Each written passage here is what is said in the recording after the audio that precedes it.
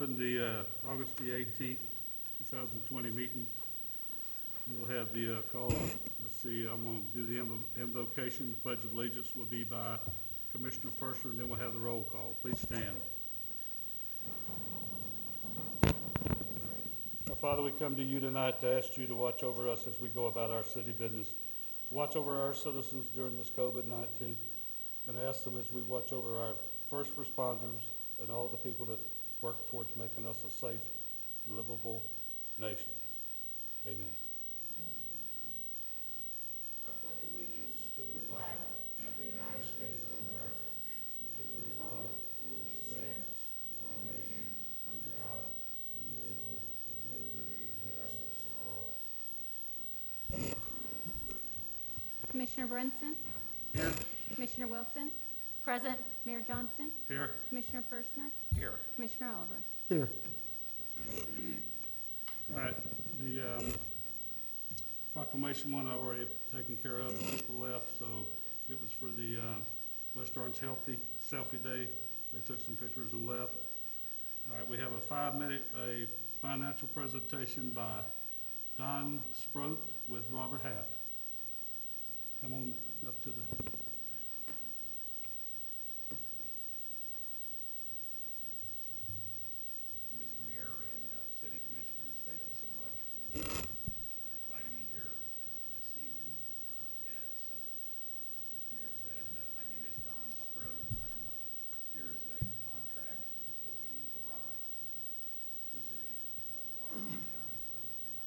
Can you speak up? We can't hear you. Yeah, that does come out. Turn that up a little, Billy. I did. Yeah. Try it now. Is this better? Still not. Is it on? Stop. Okay. All right. I'll project more. Thanks. Anyway, thank you for having me. I appreciate it. Mr. Oliver had invited me here to share with you some of the things that we and I might be able to do of service for the city of Ocoee. And it has to do in the operational financial realm. You have your CAPR, which is a financial audit, and what we propose is what we call an operational audit. It's looking at processes and procedures, bringing some best practices if they don't already exist, or if they do exist, to report that for your comfort that things are actually working in best practice manner. It's not formally a forensic audit. However, if anything is seen in the area of contracts and procedures not being followed according to what is mandated that you have requested from your financial department to pursue, that we would follow to the end of the road, so to speak. So we really would get into the nitty-gritty of looking at your processes and some of the contracts, the larger activities.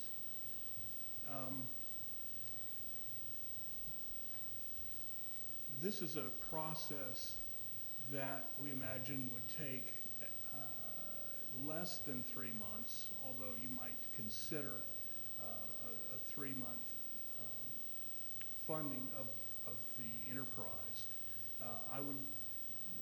It would be cancelable at any time, and I would propose reporting to whoever you would like me to report to in a written form of the progress of my activity and my findings.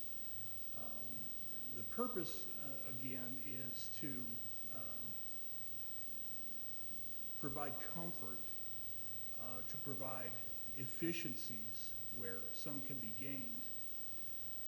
In private companies, which I've been CFO of 2 public companies and some $100 million private companies, we have annual audits, and those annual audits always come with a management letter management letter is from the accounting firm, and it explains or suggests what we as a finance department can always do better. And there's always something on that management letter. You might start out with a first year audit, and you might have 25 things. And then you work on those during the year. The next year you might have 5 things different. And each successive year you just get better and better and more tight with your internal controls and more efficient as a finance department. With that, I'd like to open to any questions that you might have. All right, anybody got questions? Excuse me, I have a question. Are you a CPA? I am, sir. I've been a CPA since 1986, have public accounting experience with public accounting firms. But most of my time has been spent in the private sector as a chief financial officer or controller of private enterprises. So is Robert Half a CPA firm, or is it a consult firm? It's a large placement agency for accounting personnel and IT personnel. Anybody else? So I do have a couple of questions. You mentioned that you are familiar with CAFR and how they work as far as our reporting responsibilities to the state. Right. All right, so with that being said, what would be the difference between a CAFR and this type of operational audit that your company provides? Well, the CAFR says basically, and I read the opinion and looked through it, especially the financial section, and it says that the accounting is correct and that the accounting firm that performed the audit activities did not find anything that would cause one to think that the financial statements were misstated. So it was a clean opinion, and they said things looked good, which I imagine so. So it's really not a financial audit that we would perform because your local firm has already done that. We get more into the nitty-gritty of areas where they may not have gone. They wouldn't address any efficiencies or best practices. If something's not material in terms of financial amount, they may not run it down due to time and billing constraints. But a single individual like me would run something down like that. For instance, just to think of something as a procedure that's commonly done is to take a vendor list of addresses, an employee list of addresses, and compare the two. Hopefully you don't have any crossover there. You look at your collections, your cash conversion cycle, your collections and your payments, how long to collect, are you collecting most efficiently, are you paying most efficiently, are you paying on time, are you paying early, how do you handle your assets, are they cataloged properly, are they kept track of properly? All of those things the audit, financial audit doesn't really go into. So at the end of the day, what would be some of the benefits as far as we have a CAFR and we say, okay, yeah, we have a clean bill of health as far as our finance is concerned. So what would be some of the major benefits in doing another audit? When it talks about internal controls and how, if possible, would that save any taxpayer dollars at the end of the day? Yeah, I can think of 3. One has to do with efficiency, and sometimes departments, whether they're financial or otherwise, they get a certain way of doing things that have always been the way that things have been done, but perhaps it's not the most efficient. If it is, if it isn't, that would be examined, and any recommendations presented as far as efficiency, which would save taxpayer dollars. It also provides, it's also deals with risk and provides some comfort, knowing that the internals of your financial department machine are working well, that there isn't, that they are following, you know, the prescribed procedures and the prescribed best practices as far as separation of duties. So there's that comfort that everybody can have. And I think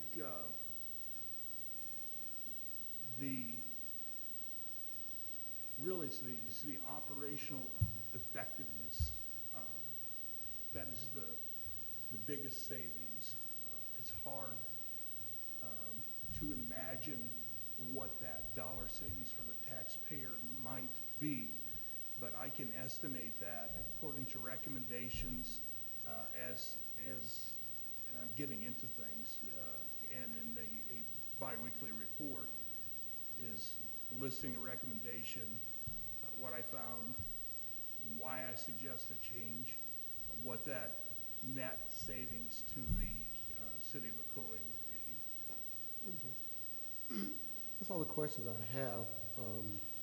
Again, thank you for coming and sharing that. I don't know if anyone has any other questions, but as for me, again, we, in 2016, we approved an audit in the city, and we did not pursue it for whatever reasons, and I still have not been able to get a clear answer as to why it wasn't pursued, but nonetheless, it was there, and I think the only thing I can come up with is that, you know, we didn't have the finances to do it, but I believe that we could possibly benefit from a internal audit or an external audit that deals with our controls that may be able to save us money internally as to how we operate within our internal operations. So if we're good on the financial side, then I would love to see some checks and balances on the internal side as far as how we operate internally and make sure that that's audited and we get a good clean bill of health on both sides of the fence, because again, at the end of the day, we are signing off on a lot of different deals here.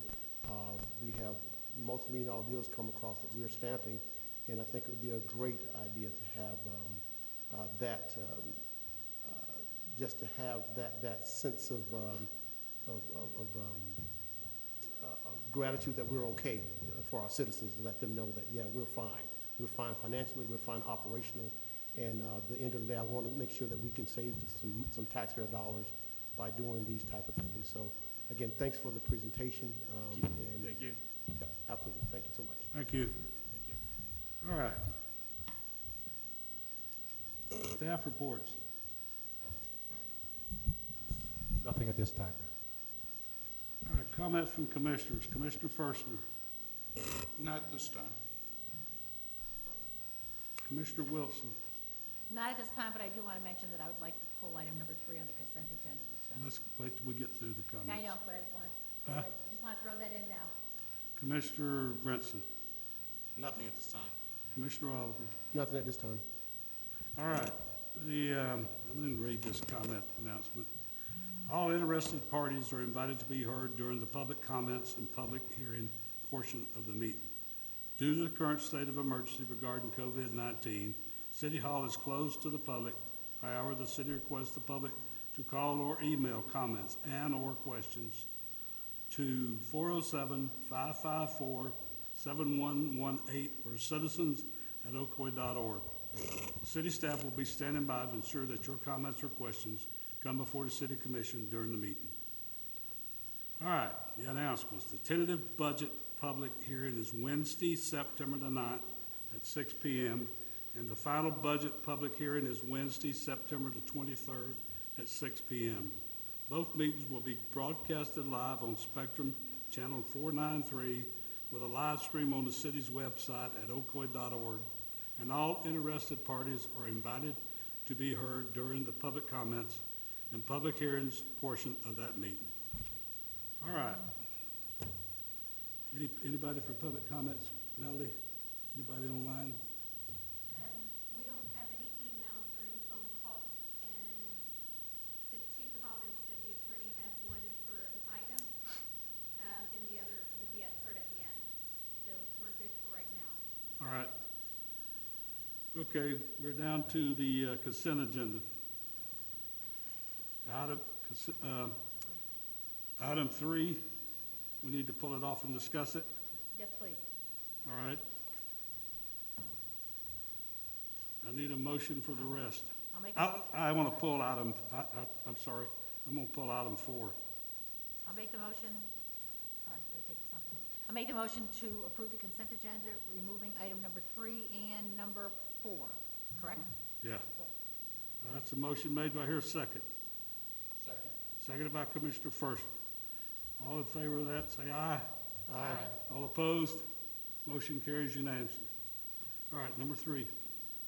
The question I had with number 3, it's not against the person who's interested in being on the code enforcement board, but I know I'm very concerned with the boards being equal representation amongst all the districts, and I noticed that District 3 was not included in that, and I wondered if Mr. Firstner has had anyone that's in his district that is interested in being on the code enforcement board, because you're the only one, according to this breakdown, there are, one second, sorry, let me pull my number 3 here.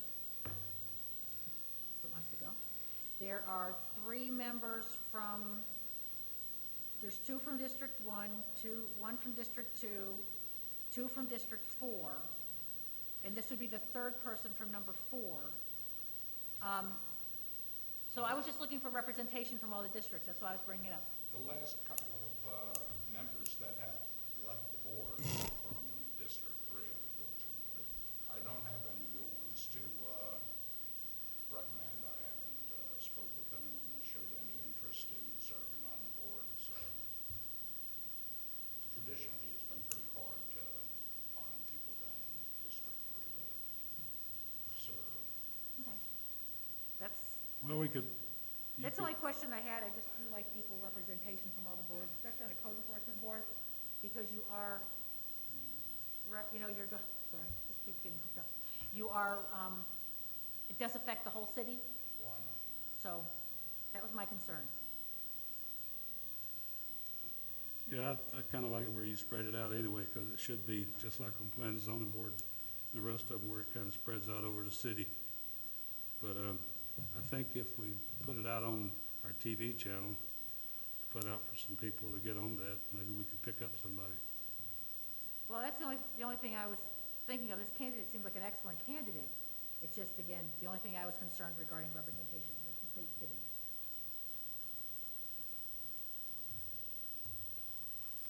What you want to do? Well, I was leaving it up to Mr. Firstner. If he didn't think he was going to be able to find anyone, then I'm more than happy to go with this candidate. But I mean, that's the point that I think we need to be very aware of this when we're looking for members for different boards. I'll have That- to make more of an effort to recruit down there for the different boards. There are two vacant alternate members. Is that what we? Is this? There are 2 vacant. So I mean, we could pursue someone in District 3 for a vacant, but. Commissioner Wilson, I do have an application for next month for an alternate member, but I believe it's District 1. Okay. I would like to see us, if anything, try to pursue some from District 3. So if that's the case, I'll make the motion to approve this new member for agenda item 3, and that you don't feel you can find anyone. Okay. Commissioner Wilson makes the motion to approve number 3. There's a second? I'll second that. Seconded by Commissioner Firstner. All in favor, signify by saying aye. Aye. Aye. All opposed, like side. Motion carries. But I Ms. would Ma- like that put out, please, that we are looking for people from District 3, especially on this board, because it's appropriate. Thank you. I want to pull number 4 and pull it off the agenda, Rob, if we can, and bring it back in 2 weeks. I'd like to discuss that with staff, if it's possible. Is it okay? What is it? The only issue I would say, Mayor, is, I'm not sure, It's for declaration of surplus property. yeah, they have a date for the auction, and I know they probably have something plugged into this year's budget as a revenue source from that, so it's just possible that with it being mid to late August I don't right wanna- now, if we I need to talk to staff about it, then you can bring it back to each commissioner and tell them I don't want to say it up here. I think we need to discuss this. Joyce, okay, can I just ask Joyce, Joyce, if we put this off for 2 weeks, is it, I mean, I don't know if there's something, We generally Hard. try to get a surplus revenue, we generally try to get surplus revenue once know. per fiscal year. That would be the only thing. okay, so my The question is, auction- yeah, the my question is, auctions if are we do online. it, if we do it 2 weeks from now, can they still do the auction? And, I mean, they don't have something scheduled every weekend where we're stuck in a slot where if we miss this rotation, we're out of it for several months or something like that. The auction would still be able to go on in September. George Gideon performed online auctions. Okay. So he would still have to come after it's approved to pick up the vehicles, and our surplus would have to be taken out to him still. Okay, so 2 weeks is no big deal then, we can still do it. Okay. We pull it off and bring it back. Yeah, we can bring it back within 2 weeks. If we need to talk about it, we just need to do it fairly quickly Yeah. after today, though. Well, I do have a question. Okay, so what kind of items, this go around, I know we do this annually, what kind of items are we talking about right now this year that may be different from last year? What are some always of the the same. items that we're actually trying to auction off? Cars, trucks, fire trucks, old police Pretty- cars. that's Garbage usually trucks. all kinds. Garbage trucks, I'm sorry? garbage trucks? It could be. We sold most of them. We have a few that Yeah. the company wasn't interested in, but we do have police cars. I think we have an old fire truck out there right now. We do have old equipment and radios that there's no interest in from any of the departments, and some computers and that type of thing. Ladies, if you have anything to add to that list, feel free. No, sir. I'm just trying to figure out what's the holdup. I'm trying to understand why are we. Well, I can't tell you, not that's moving what I forward? just said. I don't want to say it in public. I'm going to tell the city manager, I'm going to tell the assistant city manager, then they can get a hold of you and tell you. I do not want to bring it out in public for the company. Okay. So well, that's why. That's fine. Well, why can't we just bring it to a vote? Do we want to do that or not? Well, we are going to vote on it. That's what we're Do we fixing to want do. to continue to move forward and just do this, or do we want to just pull it and figure out what's going on the back end? There is a good reason to put it off for 2 weeks. It's not going to go anywhere like he just told you for 2 weeks. Okay, but my issue is, you did the. All right, do I have a agenda motion to review. put it off for 2 weeks? Okay, well, I'm sorry. You did agenda review before we did this meeting. I here. always do mine, sir. This was already on the agenda when you actually approved the agenda, so I'm trying to figure out what's the issue. Because I found something out since the Between agenda Wednesday and review. now that we have to hold off on this particular item. I'm just trying to figure it out. Well, you'll figure it out when he tells you. Okay, so there's the motion. Okay. I asked, because I'm telling you, I found something out, and I'm going to tell the city manager. No big deal, 2 weeks. You know, you're going to fight whatever I do, so fight it. I would ask one of the commissioners, I'm you'll gonna- make that motion. I'm gonna, Do I'm we sorry. need a motion? I need a motion to put it off for 2 weeks. I'm gonna make the motion to, in that it, I'm just gonna say this before, in that it does not cause an issue regarding the final outcome of it, and pending probably what we're going to find out. I wouldn't want something to go by without us doing due diligence if there's something we had missed. So I'm gonna make the motion to stay it for this commission meeting, being brought back on September 1st? Hang on a minute. That's our next, I think Yes. that's our next commission meeting? September the 1st. To bring, and then it's not gonna cause an issue, that's my motion. Is there a second? Second. Seconded by Commissioner First. All right, all in favor of putting off forward till the next 2 weeks, say aye. Aye. All opposed? Opposed. Okay, Mr. Pickard. Before we go Okay. on, before we go on, I want to, can we go back to item 14? I have a question. Item We which- approved it already in the consent Item agenda? Item which one? 14. No, we only went. We ain't even got there yet. We ain't got there yet. Oh, okay. Where's our, Oh, wait. wait, Okay, we've never been mind. moving along real fast. Never mind. Never mind. This might be the quickest meeting we ever had. All right, I'm trying to help you. I'll get with you, Ron. All right. Down to public hearing. Public hearing number 8. We approved the consent, and then we had the two issues that we approved. All right. Correct? Are we up to date? No.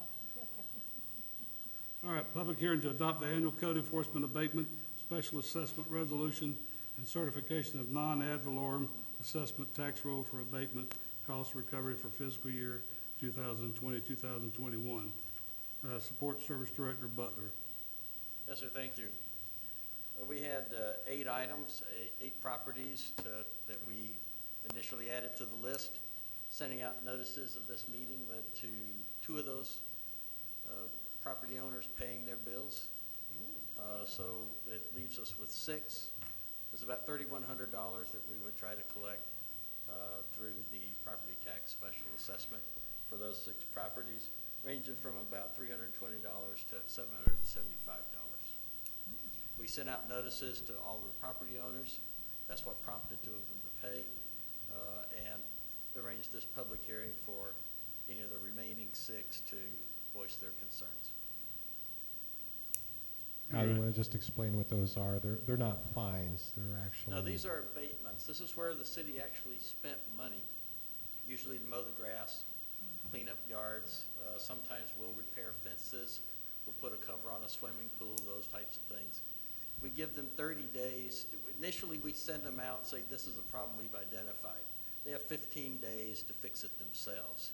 If they don't, then the city can go in and do the work and then send them a bill for our cost, and they have 30 days to pay that. If they don't pay it within 30 days, state law, as also confirmed in city statute, then starts the clock running where they owe us interest of 18% a year. Plus, we're able to file a lien and secure that through the special assessment. We had 35 properties last year. This year we're doing better. We were only going to have 6 going through this process. So it's a way to try to recover our funds that we've actually spent out of hand.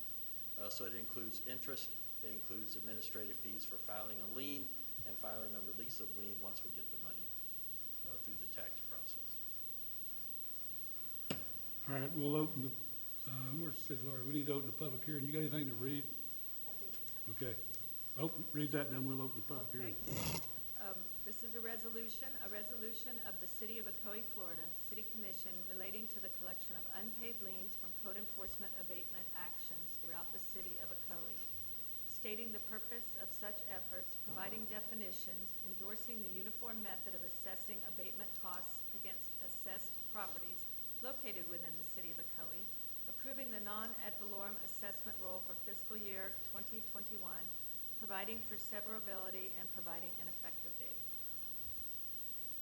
All right, we'll open the public hearing. Anybody in the public hearing have any comments on item number 8 for the public hearing on the annual code enforcement? Mayor, we have not received any calls or emails for this item. Okay, thank you. All right, we're going to close the public hearing, bring it back up. Anybody on the dais have any comments? All right, I need a motion. I'll make a motion. Motion made by Commissioner Oliver. Do I hear a second? Second? Seconded by Commissioner Wilson. Any more comments? If not, all in favor say aye. Aye. Right side, motion carries unanimously. Thank you. Item number 9, public hearing for Comfort Inn Mainstay Suites, 11409 West Colonial Drive. Preliminary final site plan, zoning manager, Gada Jahar. He'll kill me. Good evening, Commission. Kiel Gajadar for the record. The item before you tonight is a preliminary final large-scale site plan for Comfort Inn Mainstay Suites. The property is located at 11409 West Colonial Drive. It's located north of West Colonial Drive, immediately north of West Colonial Drive, south and southeast of Marshall Farms Road. A little bit of background about the property. It's a combination of 3 lots. 2 of the lots came to before you a couple months ago for annexation and rezoning. Since then, since it's been annexed in, it's been combined into 1 lot, which is a total of about 3.17 acres in size. It's zoned as C2 general commercial, and this proposed project is a joint project which comprises of a hotel as well as a sit-down restaurant at a future time.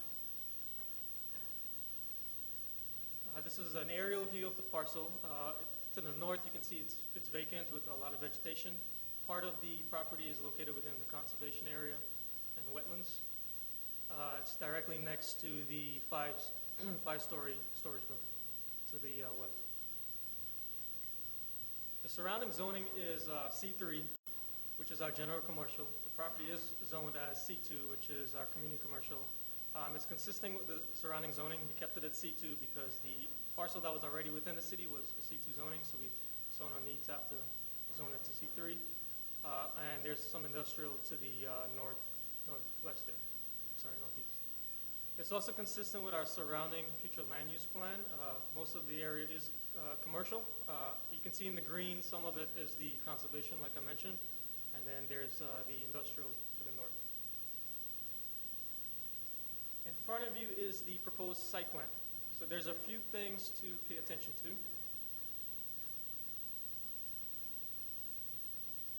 Here is the north. This is the detention area for the water. Parking surrounding the building. Building to the middle here, 6 stories. It's going to be 75,000 square feet and 120 rooms.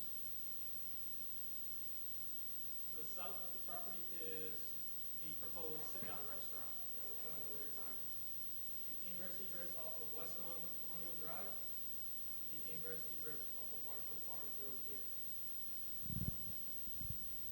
And then the area will be landscaped with shade trees and shrubbery, which is typical of what our code requires. This is a representation of what it's going to look like, similar to what it's going to look like, 6 stories. This will be facing the east, and then the other side of the building here. The applicant is requesting 5 waivers with this plan. The first waiver is for the minimum building height. So for C2 zoning, the maximum allowed building height is 4 stories. Being that this is 6 stories, they're requesting a waiver to go to 6 stories. The second waiver would be for the minimum building setback.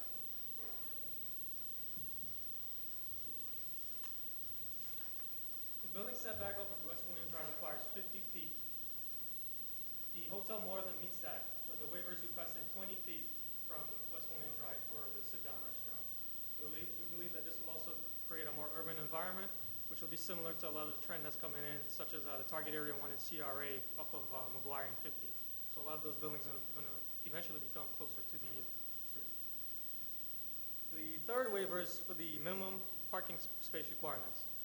The required amount for this type of project is 137 spaces. They're requesting 132. The justification for that is that it's a joint project, same owner. The restaurant and the hotel have different peak hours of operation. So they're requesting that 5 spaces be included in the waiver just because of the different hours of a restaurant versus hotel parking. The other waiver is for the maximum side slope for their detention area.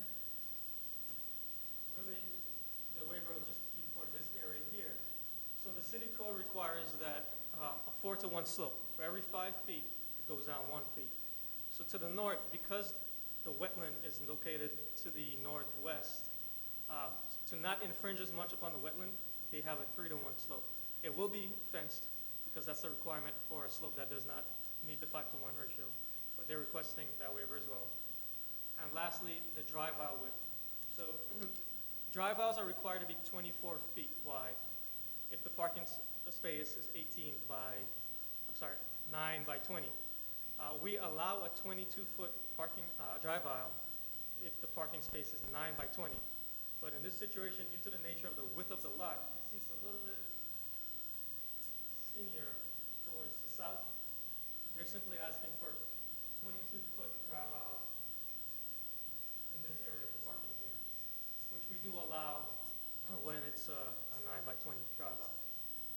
The DRC, our Development Review Committee, met and had no issues with the proposed waivers and recommends approval.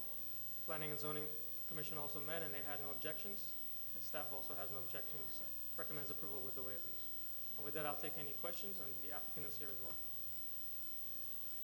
Do you need to read anything on this? Okay, we can open the public hearing. If proprietors here wants to talk, you can talk. If not, you can wait till we go back to discussion, so. You want to come up? Okay. All right. I'm going to close the public hearing and come back to the podium and let discussion. Okay? No, I have a question. Keel, is this the tallest building we're gonna have in Ocoee? At this point, it's 6 feet right now? I don't believe so. Not 6 feet, I'm sorry. 6 stories, yeah, 6 stories. I don't believe so. From what I've understood, target area 1 in the CRA allows up to 12 feet, up to 12 stories as well. So they could come in at larger. Town center, I believe, will be, Well, I'm talking right now. right now, This will be the tallest, correct? I believe it will be. I'm not sure of any, my director may know of some others, but as far as I know, there are no taller buildings. Here, someone come down behind. Mr. Commissioner, the hospital is taller than 6 stories, and so, Okay. yes. That eliminates my next question. And then Okay. City Center, which you'll see a presentation on, will be 8 stories. How could I forget about the hospital in my district? Okay, Sure, height. that eliminates my next question, so, thank you. All right. Anybody else? Any other commissioners? Mayor, did you want me to go ahead and announce, we didn't receive any emails or calls prior to the public hearing being. Okay. Oh, I did have one more question, sorry. The, in that Highway 50 has a barrier. In order to get into it from Highway 50, if you're coming from the west, you'll have to go down and make a U-turn, correct? To come back in to, because at Marshall Farms Road, Yeah. you cannot turn on Marshall Farms Road any longer coming down Highway 50. So, They may have to make a it's a U-turn then. U-turn going down to McGuire, or There's one before Is that, there is one? there one at the, Denny's? right past Denny's. Okay. Can't recall. I can pull up an Well, area. it's just that, that's what I was wondering, if where the nearest turn was, I do it all the time for the car wash. with Denny's, It's right past Denny's, right yeah. past Denny's? Okay. And then there'll be an entrance on Marshall Farm. Oh, yes, Marshall Farms and one off Westmoreland Drive. And you said one would be narrower? The one there is not as wide, no? No, I don't mention anything about narrow. This one is off Just of the Marshall parking, Farms. just the driveway in, if they're asking for the waiver. For the, I'm sorry, oh, no, that's the drive aisle, The drive aisle, which is right right there. here, within the actual property. Okay, all right, Where you park, the aisle you use to get into a parking space. okay, thank you. All right, anybody else on the podium or commissioners? Any comments? All right, we're gonna need a motion, but first of all, do you want to speak or not?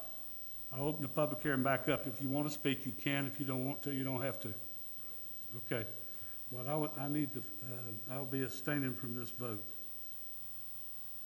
So I need a motion. I make a motion to approve the PSP, FSP for the Comfort Inn Mainstay Suites. All right, motion made by Commissioner Ferguson. Do I hear a second? You abstaining due to conflict? That's why I'm abstaining, yeah. Okay, well, you need to say that for the record, is the only thing Can't I'm hear saying. If you're gonna abstain, we just need to know the nature of your conflict. No, I'll have to fill the form out. Just fill out a Form 8. I'll fill the form out. It will be provided by the clerk. Okay, because you said you abstaining, I didn't know what that meant, so Well, I just need to make sure. Okay, I did it at the first meeting, we talked about it too. I filled the form out. Okay, Okay. I'll second it. You made the second? Seconded by Commissioner Brinson. All in favor of the motion, signify by saying aye. Aye. Motion, all opposed? Motion carries with 4 votes and 1 abstaining vote by the mayor. All right. Thank you. Thank you. That's approved. All right. Thank you. Number 10. Public hearing for CLRM Plan Unit Development, PUD, McCormick Road, Property Preliminary Subdivision Plan, PSP, project number LS 2020-05, Development Service Director Rumor. Thank you, Mayor. This item is a part of the subdivision process. It's the preliminary subdivision plan. There is an opportunity, many developers combine the preliminary and the final subdivision. This set of plans is not a constructible set. It's just the next step in the process. It more solidifies what was shown in the plan unit development and allows them to then go and finish the final engineering or the civil plans for construction. The property is located on the south side of McCormick Road and west of Apopka Vineland, and it's got the West Orange Trail bounding it on the west and on the south side. This is over 200 acres. This is part of this is the property that we amended with the joint planning area agreement with Orange County, bringing in the 200 plus acres. And we also did an associated land use amendment and rezoning the plan unit development. That was the plan unit development land use plan that we adopted with it. I'll come back at it, come back and show. So we amended the land use from the Orange County rural to City of Ocoee low density residential, which allows up to 4 dwelling units an acre. The property, the PUD approved 380 lots, a little over 2 dwelling units an acre of the afforded 4 for the project. There's 3 lot sizes, 40 by 120, 50, and 60 by 120. It's 4 phases. There's open space. There's a lake in the middle of it. There's recreation. There's going to be 2 access points. So this is the plan unit development. We approved the 2 access points on McCormick Road. At the time of the joint planning area amendment and working with Orange County, they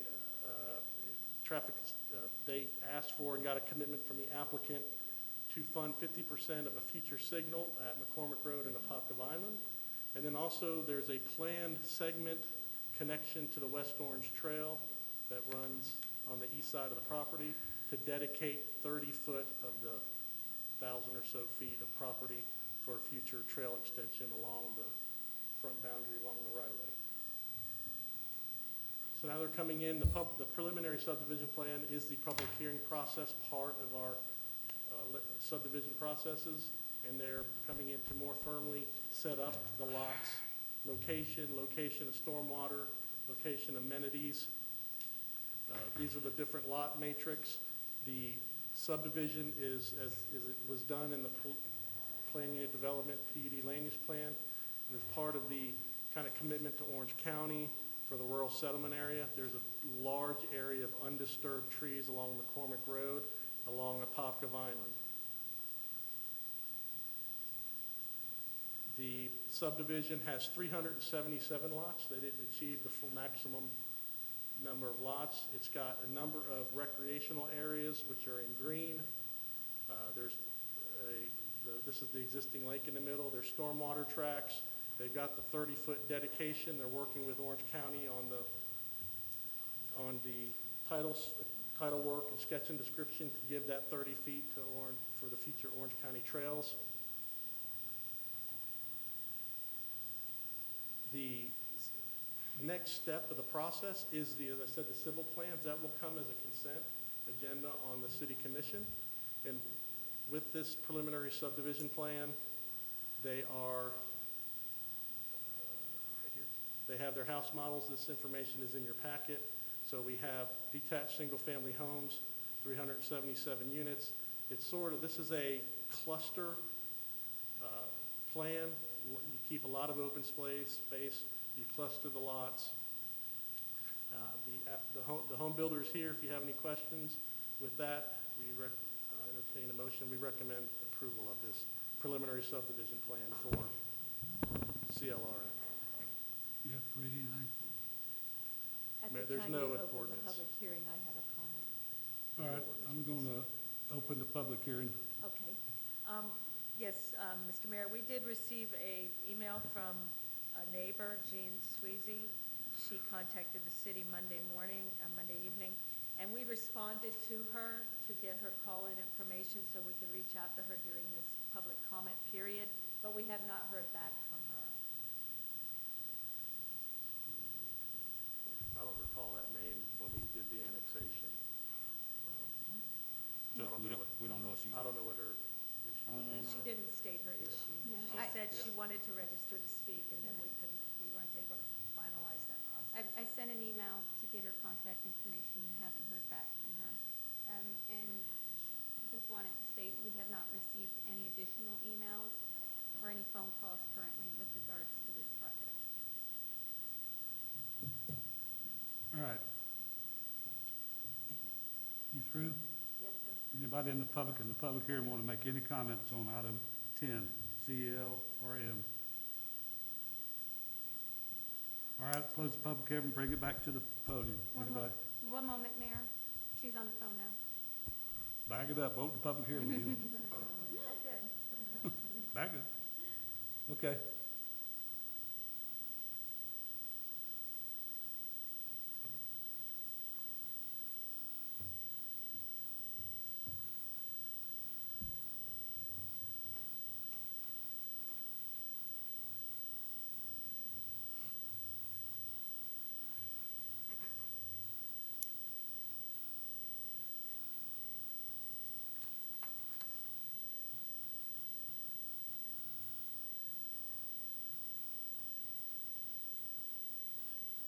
I think this is known as the city clerk for Ocoee. I'm going to go ahead and put you on speakerphone so that you can address the commission, and we'll put the timer on for 5 minutes as it's a public hearing. Once it goes off, comments will be okay?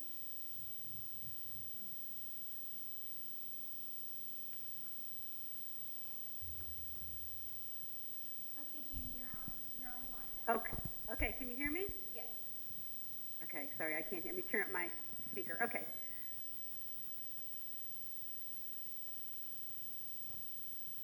Hello? Okay, hello, can you hear me? Yes. Okay, I have a question.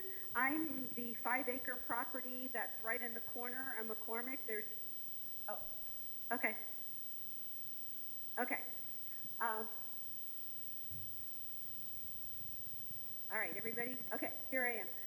I'm the 5-acre property that is right, can you hear me? Yes. Okay, I'm the 5-acre property that's, It's going to be delayed on your end, so yes. okay. If you keep speaking, we'll hear you.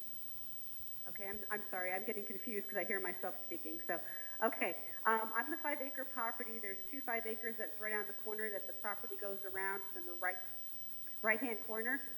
And I was wondering, I can see by the planning behind my house, there is a little bit of space that's left and there's no development back there. Is there going to be some type of fencing between my house and stuff that you guys are going to be putting up? There is no fencing required by code to have residential to residential. And the applicant can, it be an association decision if they want to do that at some time. But seeing the distance and the growth of in that the foliage in that area, I don't see a fence going in there. It'd be tough to maintain, and the applicant's shaking their head no, they did not plan a fence. Did you hear that? Did you hear the comment? Yeah, I'm listening to him back now.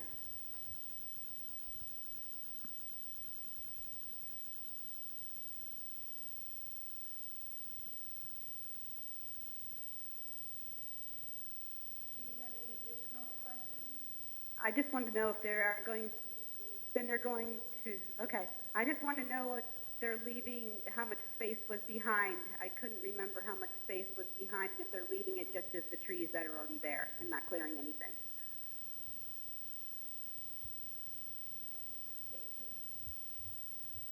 Hi, Dallas Austin with D.R. Horton, 10192 down the road, Florida, 32832.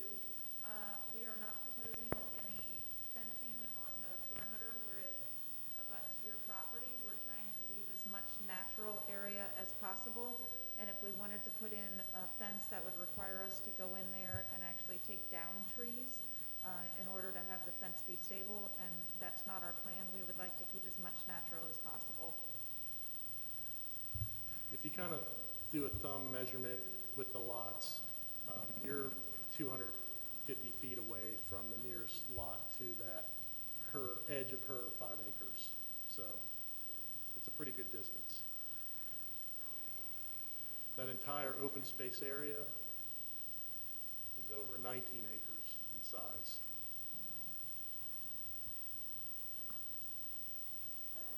Did you hear that? Did you hear the answers? Yes, I did. Tell them thank you. I appreciate the input. Thank you for your time. You're welcome. Thank you.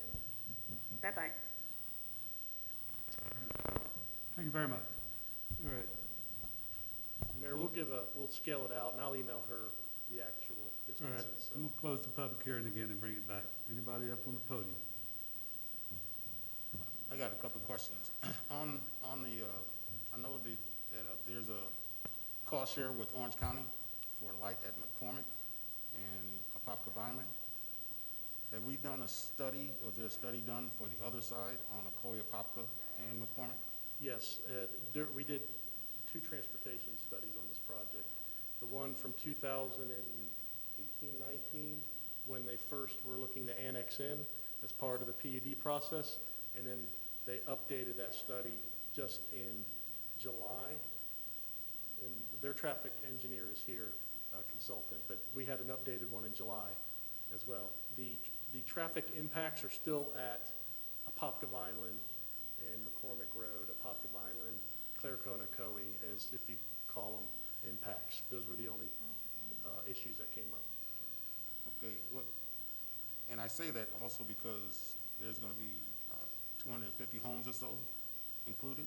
377 homes. 377, Yes. so I was off by more than 50%. And by the time they start coming online, before then, Clark Road extension will be complete. Okay, well And that'll change the ability, the need to go east. Right, well, see, that kind of dovetails into my next question regarding Orange County Public Schools in the CE8. Yes. So what schools do we know what schools are being Yes. impacted now? Yes, and they have a CEA with the county. They received one right at the time the state law changed. And what the county said was, in order to continue forward, well, the only option if you want to continue forward is to do a hold harmless agreement type of letter to the school board that you're fine going forward as is, you won't come back and because of the state law. And this project did that. So they have a CEA, they have mitigation payments for desk at the schools that they impact. And so they are clear to go forward with this preliminary subdivision plan. And at the next stage, they will be contested for concurrency. Okay. And with that concurrency, then they'll be able to look at the revised number of students in schools, and they can look at the mitigation they did, and that can be credited to any concurrency issues, if there are any. Okay, so currently, where are we with capacity at the schools that's going to be affected by this new development? Like, what schools are they, and at what level are they currently? This one impacts Ocoee Middle School. Okay. And it is the school on Fuller's Cross, which, the Hackney Prairie School. Okay. Where are we in the sense of, in the next agenda item, I'll be expanding upon capacity issues, the capacity issue, but I'll let the applicant, I didn't include the CEA because you have one. I just said in the staff report it did. You're still going forward, you have that agreement. Right, because my question is, what does the hold harmless agreement entail, and how does it affect moving forward? 5 years, 6 years, 10 years from now, our students are bumper to bumper in the class. Yes.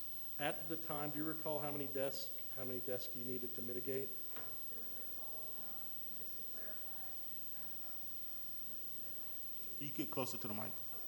Our CEA actually has a mitigation payment as well as a non-creditable payment. And so the hold harmless was in order for us to move forward as per the way that business had been done with the school board up until when the new law came into effect, because we didn't want to be held in this limbo of we can't move forward. So we said that we weren't going to have the ability to come back afterwards and get a recoup of any fees that we would have been due as a credit afterwards. So that's what the hold harmless was, that we just wanted to proceed as per normal and move forward with the understanding that we didn't have a chance to come back and get a bite at the apple with the school board if we wanted to. Okay, so based on what you just said, it sounds like the hold harmless agreement is really OPCS leaning. Yes, it's with OCPS. Okay. So what happens is there was, at the time the law changed, there was 18 projects that had a CEA agreement. Right. Of those 18, most said, we're going to wait, we're not going to do anything. This developer came forward and said, we'll honor that agreement even though it violates law, so we'll do this, and the school board said this is the process, and it's a hold harmless agreement. And so that allowed them to move forward and not be in limbo. Okay. And hedge their bets on what's going to be the outcome later on. And so they will mitigate for the desks that were not in capacity at the time that they were tested. And then they'll come through for concurrency. They'll be retested. But the concurrency test is a little bit different than the capacity. The capacity test only looks at the schools that they are zoned for. Right. The concurrency lets you use adjacent school zones to pull capacity out of there. So what will happen is when they apply for concurrency, it'll be after October.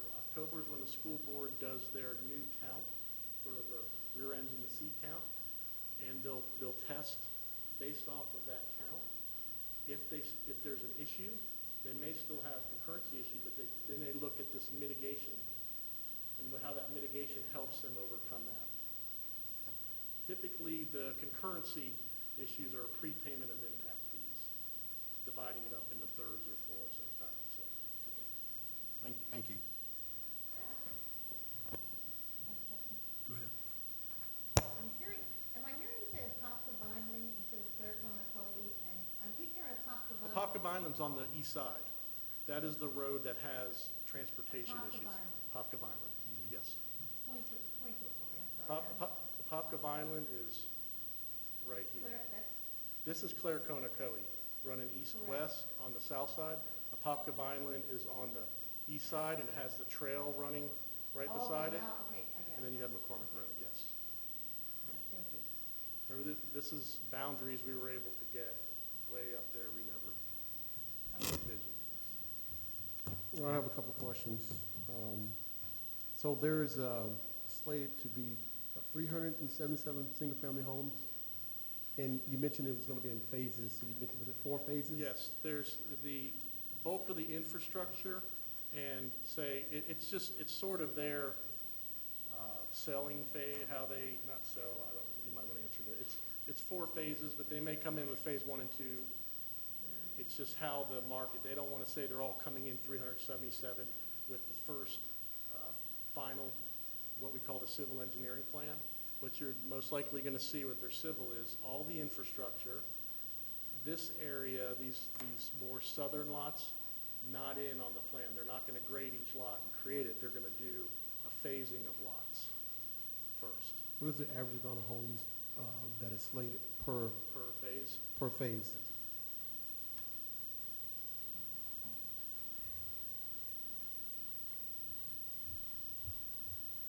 So I believe we're getting ready to come in with our phases 1 and 2 infrastructure plans, and then we're going to have a mass grade. So we're going to dig all the ponds at once, but in an effort to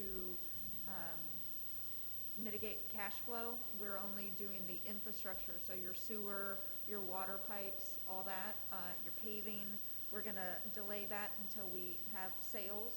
And then you kind of structure when you bring the next phase online depending on your sales. And so the first 2 phases is going to be about half, so 377. So like 185, I believe, is going to be the first set of plans. But we might only build the first 90 at the first time. And our amenity is in the first phase, so we plan to start the amenity right up front. We'd like to have that as a selling feature for our models and for our homes. So we're looking at close to 185 homes in phase 1 and phase 2, possibly. You mentioned that the city, that the county and the city was had entered into an agreement for a light at Apopka Vineland and McCormick. Just the applicant in the county, not the city. The applicant in the city.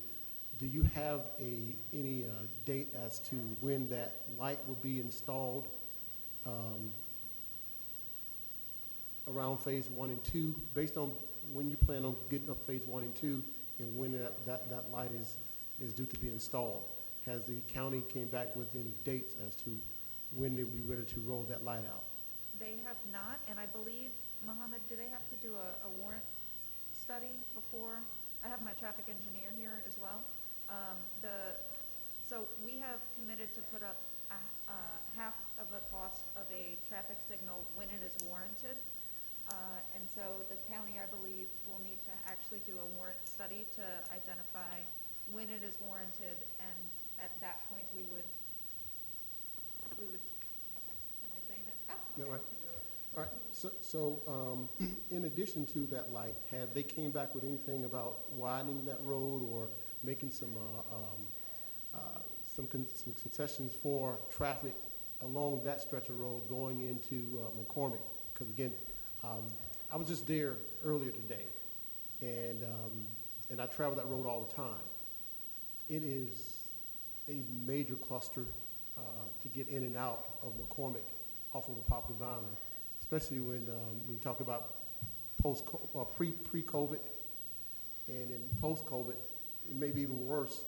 So what I'm seeing is, I'm seeing here, you're looking at about 300 homes being built, then there's a warrant study being done. By the time the warrant study is being done, we got 300 homes times 2 cars per home. That's 600 cars that's going to hit that intersection, going to hit that particular part of our city, and it's going to hit it hard, and it's going to be really, really tough getting in and out. I see accidents happening. I see all kinds of things happening there. So what I would love to see is some type of proactive collaboration with the county to say, hey, this is what's happening, and I know we can talk about warrant studies, but is there any way that we may be able to expedite something while these phases are being done to alleviate some of that traffic? I think that may be something, perhaps that could be something that we could discuss, or with the county to say, hey, how do we mitigate some of this traffic ahead of the warrant study? And then again, if we get to the warrant study and it's not warranted, but at least we have some outlet for traffic along Apopka Island. We get a lot of traffic coming from Apopka as well, which is, again, that's a county road, but it is a very well-traveled road along with McCormick. So that is a major, major intersection right there, and we'd love to see something, we have some type of collaboration with the county with that. With Orange County, and that's where you had the trail extension, and to provide the opportunity to have the West Orange Trail on the north side, take some cars off the road. And you really have to have the Clark Road extension in, because that study has to take into account that new arterial or collector north-south road and see what traffic's going to do at that time. And so in that collaboration, the traffic study said there's no mitigating instances that need to take place. The county said, we see one in the future, and we've done this similar on Fountains West Road at West Road. We have two development agreements that say at such time as a traffic light is warranted, you will provide XY payment for that. That's what they've done with Orange County in that collaboration, is they've got 50% of the payment of the signal when it's warranted. And then it's also dedicate almost 1 acre of land and for a trail to have the West Orange Trail connection come through there. So that was a part of the collaboration when Assistant City Manager and I met with the county on this property as a result of the joint planning area amendment to bring in this property and to not, I don't want to say fight us, but not to object to the annexation because of its location. And so once the Clark Road extension will go in, the county will, I don't know if they have funding for so many warrant studies, but they'll do the study, and that'll really be an indication. So we think it's a good collaboration. I understand there's processes and procedures and different things we have to go through in order to get things done.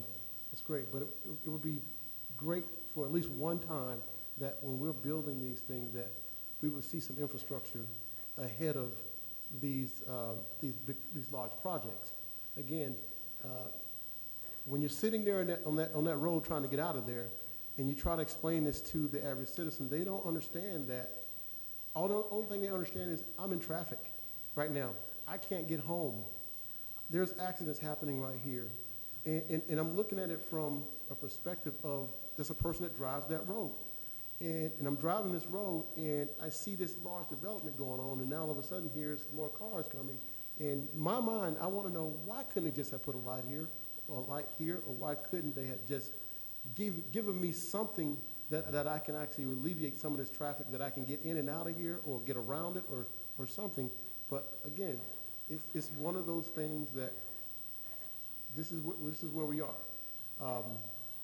I just have a hard time approving things like this when I believe that there are some practical things that could be done ahead of time without dealing with all the scientific red tape when it comes to the county or any other government agency that deals with traffic, because they're not the ones sitting out there in the road. They're not the ones sitting out there trying to get out. They're not the ones getting T-boned. They're sitting here, behind a desk making studies and surveys, but the truth of the matter is there's real people out there that is trying to just get to home and get to work every day. Well, that's just the practicality of it all. I would encourage you, the process does work, and Arden Park is a glowing example. At the time of the traffic study, there was not an issue. But it saw at build-out with land uses, there would be an issue. That's how we got Clark Road. We got all that land for free, and they're building it for us. It's just back in early 2000s, that was put off to phase 5 and 6, not initially at phase 1, where you have Clark Road in the very beginning. We have to be careful about contract zoning and exactions. That's where the rezoning, you cannot require exactions if it is specifically transportation. If the road is already failing and a new development comes in, you cannot make them fix an already failing facility. And so that's a juggle we play with trying to be pro-development, try to get good projects in. We don't want to do we don't want to do exactions. We can't do contract zoning that says we've got a list of menu items we want you to check off before you submit some of those things. So I want to encourage you, it does work. You have building booms, and I'm not going to explain all the traffic out there, but we've got a popular road like 408 and stuff like that. I think Arden Park is an exception, especially with the Clark Road being able to go through. That was actually a great improvement to that phase 5 and 6. So I think that was really, really great, but that's an exception. Which kind of leads me to my next point when we start talking about this particular type of development. If we have to go through these studies and surveys and procedures and red tape to get to that light or to get to the widening of the road, what are we doing to at least educate the people that's going to be affected by this? So again, at very minimum, if we can't stop this, and definitely want to stop progress. I love progress. I love being able to annex property into our city and being able to bring in more citizens. That's great. I love that. But we have a responsibility to the ones that's already living around there, dealing with the traffic.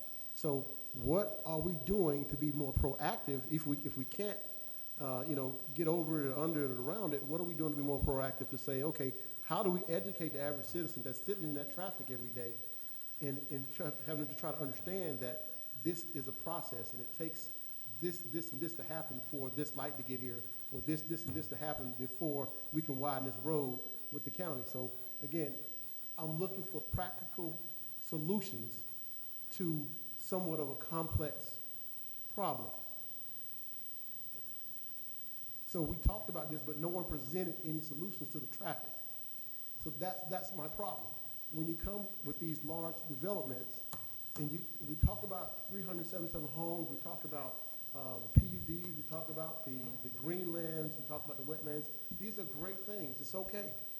But it would be nice to hear someone lead with, well, here's what we're going to do for the traffic. Here's what we're going to do for the average citizen that is going to sit in the traffic while we're building, while we have construction vehicles coming in and out of this particular this intersection. Those are some of the things that I would like to see, like to hear. And I think it'd be an easier answer for me to help you is if this was internal to the city proper, where we control all the roads. This one is, we've got the county. They've approved the Wawa, they've approved a discount tire store without widening, without turn lanes, because the studies show it doesn't need a mitigating improvement at the time of build-out with the traffic generation. And so, just want to encourage you that Sounds like it they need is. a new study, a different type of study. Maybe we need to revamp the study. All right. But again, But your that's education what is we an offer. important part, and you've helped us. We've done somewhat of a transportation education to our citizens on some projects in the pipeline, but yes, I would. All right, hope that Commissioner everyone- Wilson has a question. I just have a comment, Commissioner, that what I'm looking at is that one of the mitigating factors is gonna be when Clark Road is carried through, that will take away some of the traffic that we would expect to see on McCormick, and now that I figured out exactly where I'm talking about, Apopka Vineland, that Clark Road, because I see a Clark Road as a win-win. We'll take a especially lot for of my right-hand turns from eastbound McCormick to southbound Apopka Vineland. It'll take the right turn lane from Apopka Vineland onto Claricone Ocoee. It'll reduce lefts from Claricone Ocoee on the Clark, because you have all those trips up there. And the city of Apopka comes all the way down to the north side of McCormick Road. They're building subdivisions as well. So you have all those trips that need to get either to Ocoee Apopka or to Apopka Vineland to go anywhere. Now they'll have a middle sort of relief valve that will be straight trips. It'll take a bunch of red right turns and left turns out of the picture for trips. And By that'll having help the Clark Road. intersection. By having Yes, Clark by having Road. Clark But Road. see, I look at it from where I'm coming from in my district, that opening up Clark Road is gonna be absolutely wonderful to get folks both north and south. Okay. So I guess I look at it a little differently than you do, because I'm, of course, not spending a lot of time down on McCormick and Apopka Vineland, but I'm looking at it from the aspect that the traffic will start to come through my district, coming down to the 408. So if anything, that's personally just, I see the traffic heavy there until it's opened up, especially when we're 4 lanes on Clark Road, that I see a lot of traffic coming that direction. Yeah, if you want to know what I'm talking about, drive Apopka Vineland for 2 days, and you'll understand exactly what I'm talking about. Well, I travel the Clark Just Road. try for a couple of days. Well, I travel the Clark Road side. I go out there quite a bit. It's Okay. a problem way before we got to it. All right, anybody else? All right. The public hearing was closed, we'll bring it back, and then we need a motion. All right, Okay. You need a motion on this? it's back. Oh, it's back. I make a motion to approve. I'll second. Motion made by Commissioner Wilson to approve item 10. Do I hear a second? I'll second it. Seconded by Commissioner Brinson. Yes. All right. Any more comments? No more comments? All in favor of the item, signify by saying aye. Aye. All opposed? I oppose, but I oppose with a comment, and the comment is, I would approve this if there was at least some type of solution as to how we educate the people in the area as to what's coming, how it's coming, and what are the future plans to alleviate traffic. So I only oppose it based on that, and that alone. All right. Motion carries. Thank you very much. Item number 11, first reading of ordinance. First reading of ordinance to consider the public school facilities element large-scale comprehensive plan amendment. Yes, sir. Commissioner, Development Service Director Rumor. Thank you, Mayor. This is a text amendment to our comprehensive plan, and it's it's only amending the text on one policy of an objective. In the comprehensive plan, you have the elements, future land use element, conservation. This is in the public school facilities element, and this whole element was created because of the capacity enhancement process. In Orange County, which is the only county in the state of Florida which has a charter amendment where the citizens of the county says, you shall not adopt any land use amendment or rezoning which increases residential density without a specific approval process. The specific approval process is spelled out under a joint jurisdictional approval. However, state law in Orange County, because of state law, came up with this capacity enhancement process. And so we have not in Orange County had to use this joint jurisdictional approval. And what that means is when you have a school that is affected, if the school has children coming from unincorporated Orange County and Ocoee, and there's a capacity issue, you have to deal with it. The capacity enhancement process created the way to move forward in that case if you do not have sufficient capacity in the school.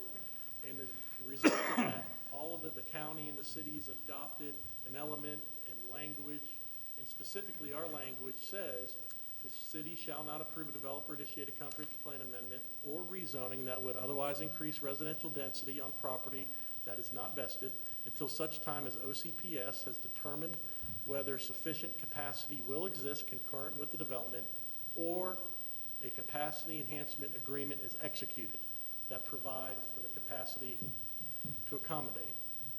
That process has worked since 2008 and 11.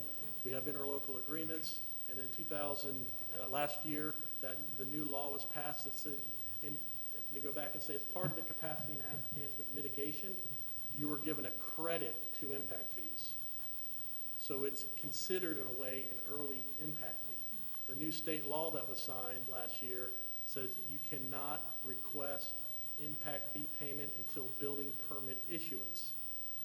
Problem with that, on a land use amendment or rezoning, you're not getting a building permit. You're just entitling the land. So the capacity enhancement process was deemed not valid because that mitigation was credited in impact fees, and it was deemed to be an early impact fee. A couple projects did the hold harmless agreement with OCPS. I don't know how many. I know one in Ocoee. We had 2 projects. One of them went forward out of the 18 that are in the county. The school board said, you know what, we're not in this capacity enhancement. We're kind of becoming the development approval arm. We're not in that business. We just determine if there's capacity or not. There's a charter amendment that talks about how you're going to deal with that. So they kicked it back and said, county and cities, use the charter, which is this joint jurisdictional process. Well, that process was never created. And so, first thing is Orange County Public Schools adopted, Dana, is it an ordinance, an abatement, a resolution of doing away with capacity enhancements. And so that is no longer a viable option. We have to take that wording out of our comprehensive plan because there is no such thing as a capacity enhancement.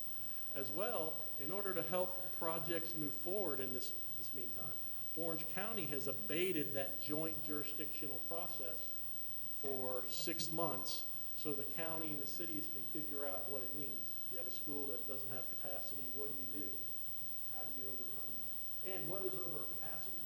In our interlocal agreements, what everyone is tested on is if it's 10% overcapacity, more than 10%, then you have some mitigation. The school numbers, the capacity percentage can be looked at. And so there's no capacity enhancement process. We have to take it out of our comprehensive plan. Or else every project, no residential project would be able to move forward. And what we're proposing is, and strike through is what we're eliminating, underlining is what we are proposing, and this is in your staff report. But it basically says we will seek input from OCPS to determine whether capacity exists. And if OCPS indicates there's not capacity, the city will take that into consideration, the severity of the overcrowding and the timing of the availability of the need. So this is really going to put more of a stronger emphasis on that Orange County Public School 10-year capital improvement program. We're going to really have to play a more part because we need schools when we need schools. This is very similar language to what Orange County they've already transmitted to the state for review. So as part of this large-scale text amendment, we have to send this language to the school to the state and to surrounding jurisdictions to say what the change is and what the effects are. And so what we're seeking tonight is a request approval to transmit this text language from the comprehensive plan so we can get it reviewed by the state and get it adopted. So in essence, this text amendment's not changing anything else in our comprehensive plan other than really it's taking out the capacity enhancement process. Now, as we go down the road and work with the county on this joint jurisdictional process, it may create another amendment to this element where we talk about this joint. So we may be coming back in the future with new language to update, some revisions. We don't know that now. But again, this is just taking out that capacity enhancement process as it no longer exists. It is, Dana, what's that legal term? Where you can't, there's no way to do the process. There's a legal term, but there's no way, you can't, you're stuck if we don't take out this language. So with that, I'll entertain any questions. Impossibility clause. All right, any questions of Mike? I have a question. Okay, the surrounding municipalities, have we conferred with them, and are they doing something that's similar or the same or like-minded, or? Yes, everyone's doing similar. None of the municipalities, as of right now, under how the school zones are created, none of our schools are impacting Winter Garden or Apopka. We are all Orange County, unincorporated Orange County. Right, but we have a lot of students that are going to those schools. And so I know you mentioned that over 10% is, but what is the definition of a capacity school?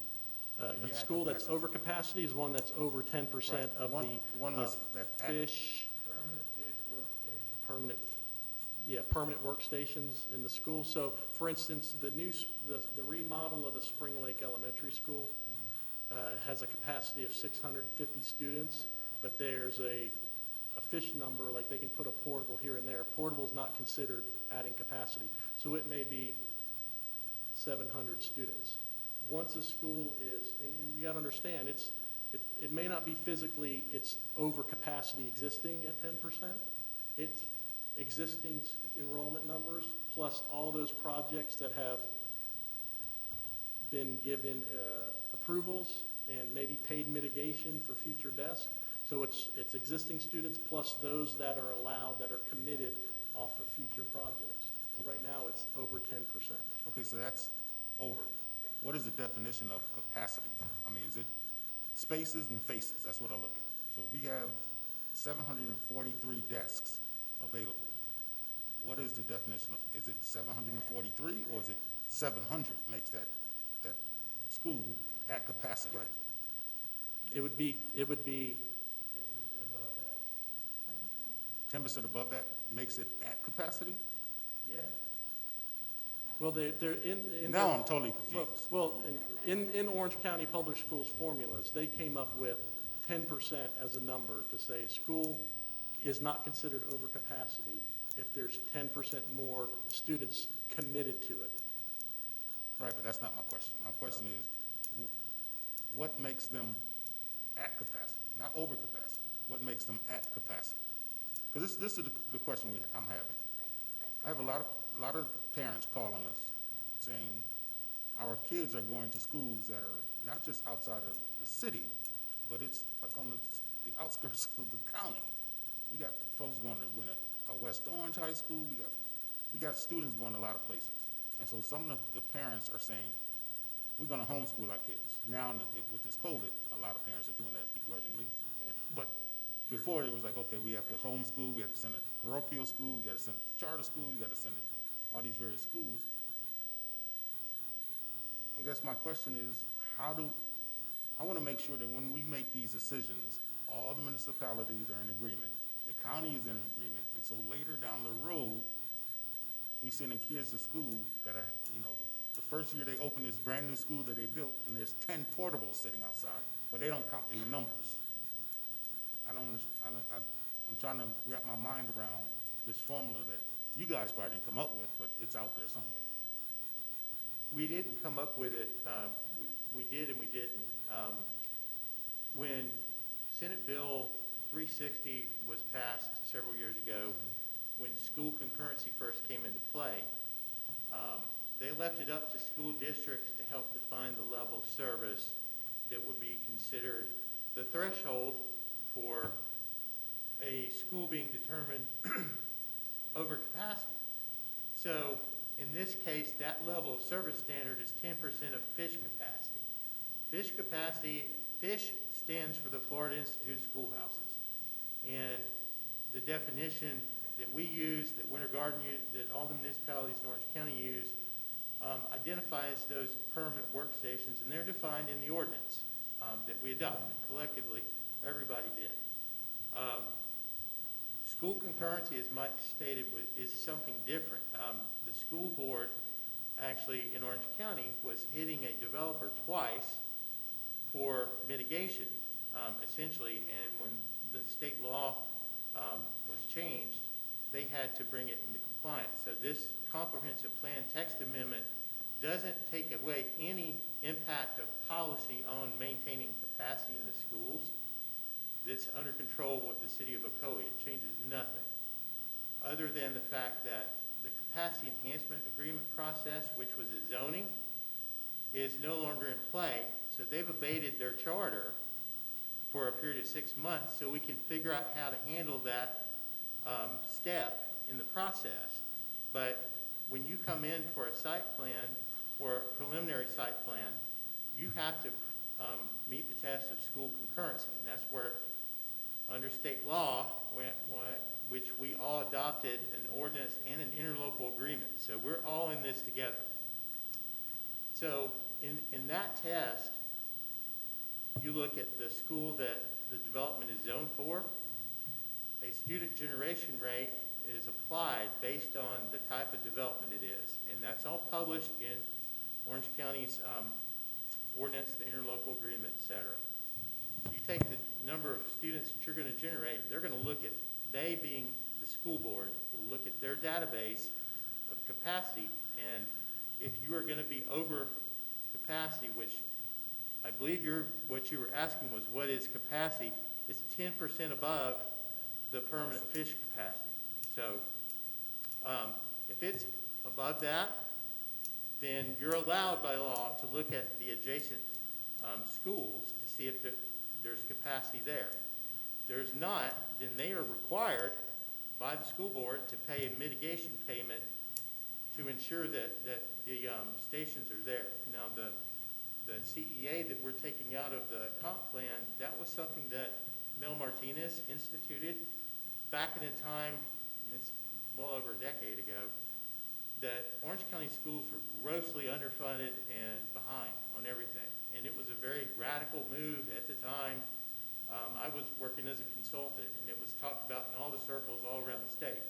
Look at what Orange County did. He said, before you even get the site plan, when you're at zoning level or land use amendment level, you've got to have something in place to ensure that there's going to be capacity well before you get to that. Well, concurrency came along after that. That was a state initiative. So they were basically hitting a developer twice, and that's what's happened here. 18 projects in the county have been held up. One of them wasn't as fortunate as the previous project that you all heard. It was the Ocoee, what's the Wolf Forest project? Ocoee Village Center. They've now got a path to proceed with this, but this is something that every local government in Orange County is looking to do to be compliant with our own interlocal agreement that we adopt. Okay, thank you. Thank you. Hey, Commissioner, I would like to say, I'm cautioned, when we work with Orange County on a process, we're first going to work for the best of Ocoee. Yeah, I know you know that, but there are things that come to play. For instance, one of those 18 projects, Apopka went ahead and moved forward without anything. We did not do that. We're holding Ocoee Village Center up. A lot of residential units, a big development, traffic improvements. We're saying we're not moving you forward. CLRM could because they kept the process. And so I just want to caution you, some good questions I expect from you when I'm bringing this new joint process between Ocoee and Orange County. But Oakland, these other towns in Orange County, I don't necessarily want to mimic their process. Okay. And so, I'll explain that to you at the time, why what we're proposing is why we think it's the best for the city of Ocoee. Yeah, and I appreciate that, and I think one of the things that we have to be mindful of is that even though we talk behind the scenes, oftentimes the public does not have the opportunity to hear those discussions. And I think this is good to let them know that a lot of thought goes into building or not building, moving forward or not moving forward. So I appreciate that. Thank you very much. All right, any more comments? This is an ordinance, first This is- reading, this- and it's a public hearing, Mayor. I know that, but it's also said the second reading is contingent upon approval of DEO. Yeah, under the state review process, there's an expedited review where we send it, they have 30 days, all the state So agencies. we don't know when the second reading will be. We expect it to be around 45 days, so. All right, so we just move on to the next. We don't No, have to you do read any. it and you vote to transmit. We It's a vote first tonight to reading public transmit hearing, this. yes. All right, do I need to open it? We don't have to have the, Yes. open it public hearing. Do you have anything to read? Yes, sir, I have the title of the ordinance. Ordinance number 2020-019, an ordinance of the City of Ocoee, Florida, amending the City of Ocoee Comprehensive Plan as adopted in 1991 as amended, amending the public school facility element, Objective 1.3, Policy 1.3.1 of the Ocoee Comprehensive Plan to amend the public school facility element, updating language to require the city to seek input from Orange County Public Schools relating to school capacity where a developer-initiated comprehensive plan amendment or rezoning will increase residential density, removing the requirement for a capacity enhancement agreement, providing for transmittal, authorizing the revision of the city comprehensive plan, providing for severability, and providing for an effective date. All right.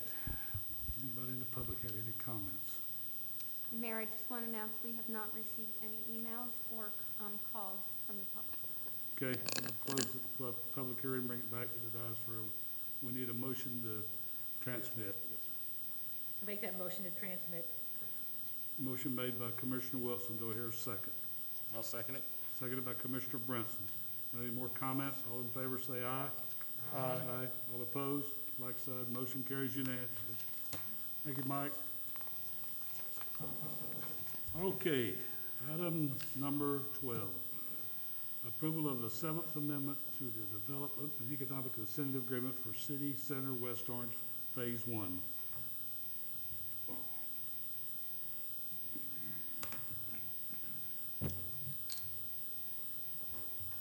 Mayor, this is an amendment, Seventh Amendment, and with this amendment, significant amount of infrastructure has gone in since the Sixth Amendment, and we've asked representative from City Center West Orange to provide you some pictorial update. They have pictures taken every day, drone footage, just so you can kind of understand the amount of infrastructure.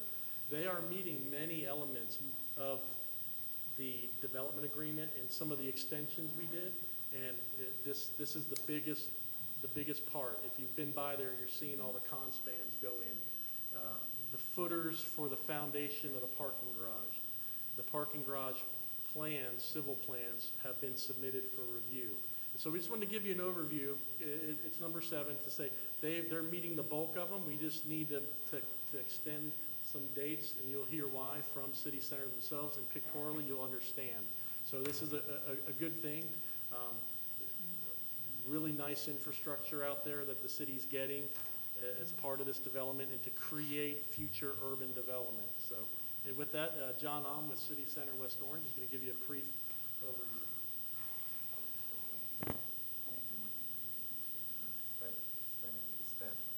Good evening, Mayor, Commissioner, good evening. My name is John Alm, and I have with me our CFO, Mr. Brian Robinson, if you all have any questions. What I would like to try to provide you tonight is really the process since when we pulled the permit for the rest of the infrastructure since February. I would like to start with this. This is in February where we prepared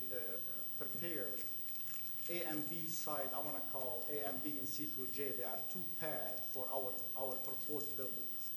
That was preparing the pad, and at the same time, we were already start our assembly for our conspan, which is the element for the bridge on the lake. In March,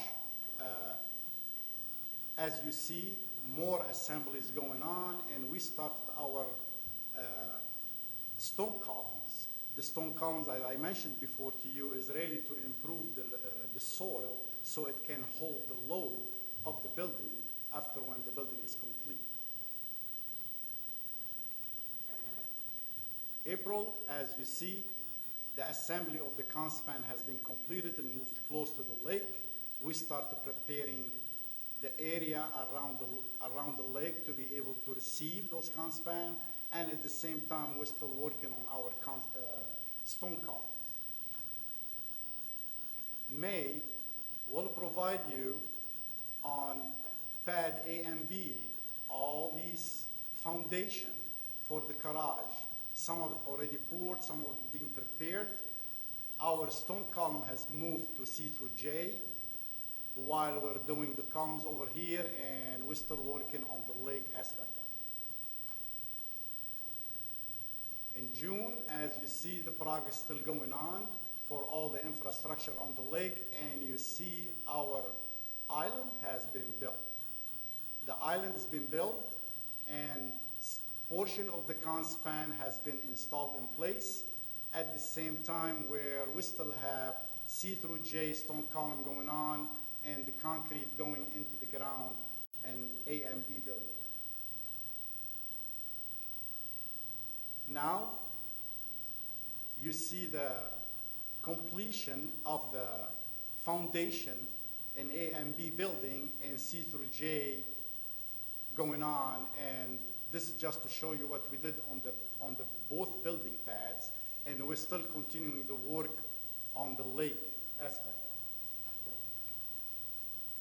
Okay, this in August, the completion of the conspan, completion of the island. Those elements, it's what's gonna create the road on that lake. So right now, between today and end of September, you will see pavement and filling going over those elements, and the completion of that section missing on the infrastructure, which is going from the existing, coming all the way around and connecting back to Main Street. At the same time, everything is going on regard the C through J building. This is how it looks like. This to give you a little bit of a completion on the infrastructure first. I want to speak about the infrastructure. We completed the island, 18 conspan, walls between them, all the filling and everything regarded to the infrastructure. Going forward, at the same time, we were building the connection of Main Street extension from our existing project all the way to Blackwood. As you see, pavement is in, sidewalk is in, and this is how it's all the way connected all the way to Blackwood. So right now, you do have a connection all the way from McGuire, all the way to Blackwood, parallel with Highway 50.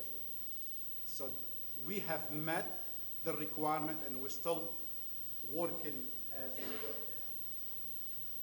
I wanna just, this is A and B. This is just to tell you really, the foundation are completed on the pad A and B.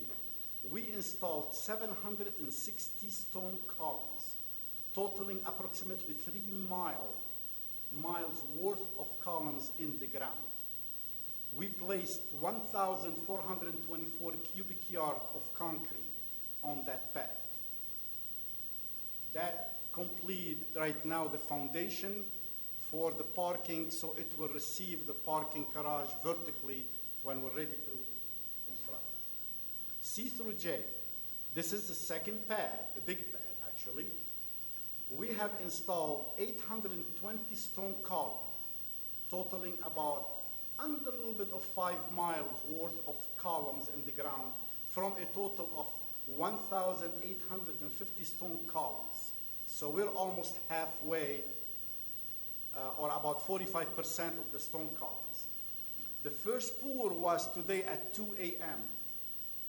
We poured 720 cubic yards of concrete. So this area, what you see right now, it's full of concrete. And we are continuing as we keep going with our, our construction. This is the progress been going on since February. Yes, we got a little bit delayed because of COVID. Part of our ConSpan, actually the installer of ConSpan, they were from Ohio. So they had to come down here, then they had to leave to be with their families for 2-3 weeks, then come back. So, but we actually, with that delay, really we caught up with the schedule. And right now I'm gonna turn to the schedule. So, we have submitted the garage, parking garage for both buildings, A and B, C through J. Construction plan was submitted to the city in August 12, 2020 for their review and comment before we'll be able to pull the permit. Our completion of the infrastructure, we're proposing to be completed in October of this year. The completion of the parking foundation for A and B and C through J will be completed of November of this year.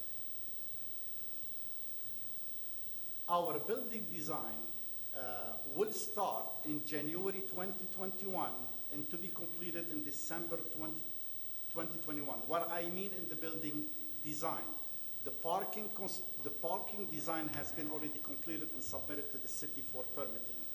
Right now, we're gonna start the design of the building where it will wrap the parking, and that will take a process about 12 months. Then our parking garage vertical construction, we're proposing funding availability. We're proposing to start January 2021 and be completed around April 2022, and that takes 16-month process for the construction of the 2 parking garage, A and B and C through J. The construction of the building A and B, again, the building is wrapping around the parking. We're proposing to start that in January 2022 and be completed in January 2023, which takes about 12 months. That's after when we submit to the city, get the permit, get the comment from the building department, and everything being reviewed and approved. And the same thing for the C through J building. We will have that, the construction of C through J will start in May 2022 and be completed by September 2023, which is 16 months. So in reality, God willing, everything keep going. We're all healthy and funding is available. The 2 building, which is about 2.4 million square feet, in reality, if you look at it, it's a big project. We should be able to complete it at the last quarter of 2023. And just so to kind of remind you, this is building A and B. It's a 2-car garage wrapped in a 4-story retail and residential. And then you have building C through J, which is a 4-story garage or 6? No, okay. A and B is 4-story, C through J 7. 7, wrapped with 8 stories of the first 2 are commercial, and then you have residential and office and possible hotel above that. So these are the 2 buildings. Nothing on the north side has been approved. And Commissioner Oliver, that was part of the transportation review for this development. Not only did they have to obviously reconstruct Main Street in front of the project, but it was also, if you've been on Main Street, it used to be a dirt road all the way down and tied into Blackwood before as part of this phase. This is a big project. The development agreement in front of you talks about some of these other outside dates for the wraparound. I wanted you to see the significant amount of work that goes in, and you get the emails on these early pours, and they've been rained out a bunch, not been able to do the concrete pours. And with respect to the development agreement has incentives, and it has a repayment for a portion of the pond. You constructed the 9-acre pond years ago.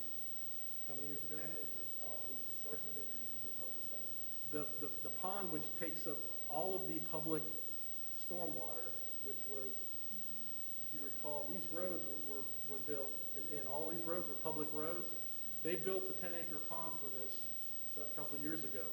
There's a repayment from the city out of the stormwater fund for the portion of our stormwater from the public roads.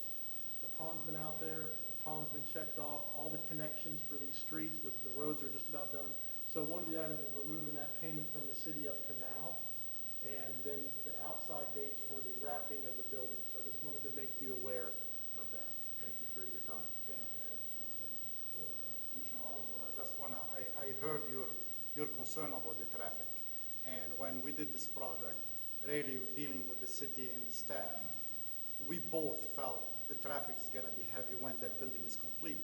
So we committed, and the staff required, to install a traffic light on Bluford in Maine, which that will be completed at the same time when the wrapping of the building will be completed. So that part of the project, so it will ease the traffic in that area. The reduced construction, to help us with the construction of the extension from Bluford over to McGuire, that little segment as well. I may be speaking a little prematurely here, but I just want to thank you. This is really good. It does my heart good to see. When I saw the sidewalk and I saw the street extension over to Blackwood, finally a project before it goes vertical, the infrastructure is laid out, and this is the kind of thing that I would love to see with most projects in our city. But it sounds like we were able to work with our city staff to make this happen. Unfortunately, when we deal with the county, we don't have this luxury to do these kind of things. So this is just a perfect example of two projects that came before us tonight, where one, we had some input, and a developer that actually really thinks about people and thinks about how we actually, how we live and how we're going to commute through these areas. So again, thank you so much for that. And the staff, awesome job. I love the infrastructure, and it's a great project. And then just to touch, Commissioner Brinson, this project received school vesting, in a sense, for payments back in 2016 for how many? 460 units. A lot of them are one bedroom, but those students have not come online. But they're in that background test. So you can see where these students are not going to come online for another 2 years plus, but they're in that count. So just wanted to show you that brief. All right. We have to open this up. Do you have to read anything, city lawyer? Do we need to open the public hearing? I don't think so. This is just a regular You got item. anybody on the line? Mayor, this is a regular item. It's not Yeah, public. okay. So it's just we just gave a presentation with it and Yeah. let you ask I questions. want to make sure she doesn't have anybody on the line. Nope, no calls or emails. All right, do we need a motion for this action? So Yes. I need a motion. I'll make a Right. motion. Motion made by Commissioner Oliver. Do I hear a second? I'll second. Seconded by Commissioner Wilson. Great job there, sir. Been a long time coming. Appreciate it. A lot of work.